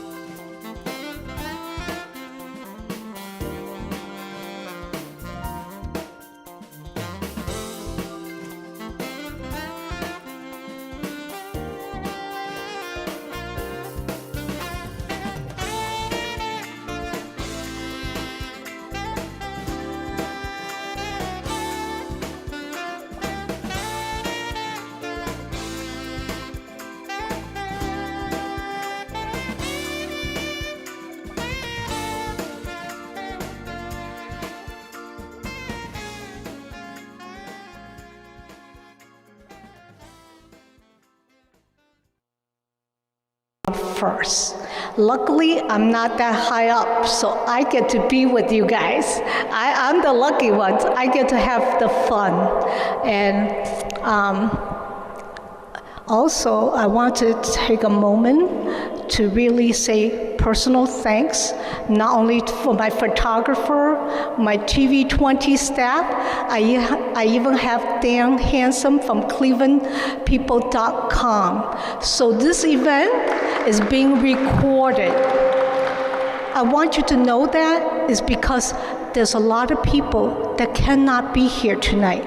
So once all this is done, I will receive the link and I will be sharing it with Nar and Ganesh. So they will send it out to you guys and you guys can send it out to your friends and family and let them know what they missed.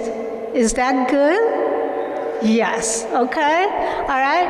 And could I just have raise of hands, those that are not part of the Nepalese and Bhutanese community? I'm talking about board members, I'm talking about my board members, community relations board members, any staff, any community partners. Please raise your hand because I want the audience to recognize you so they know who they need to reach out to. So don't be shy. Okay, all right, thank you. There's a little change of schedule. I'm waiting for my supervisor to come to present the proclamation and the resolution. So while we wait, I want the folks that plays the music, because I have musicians that will be playing Namaste music to open this celebration. This music is to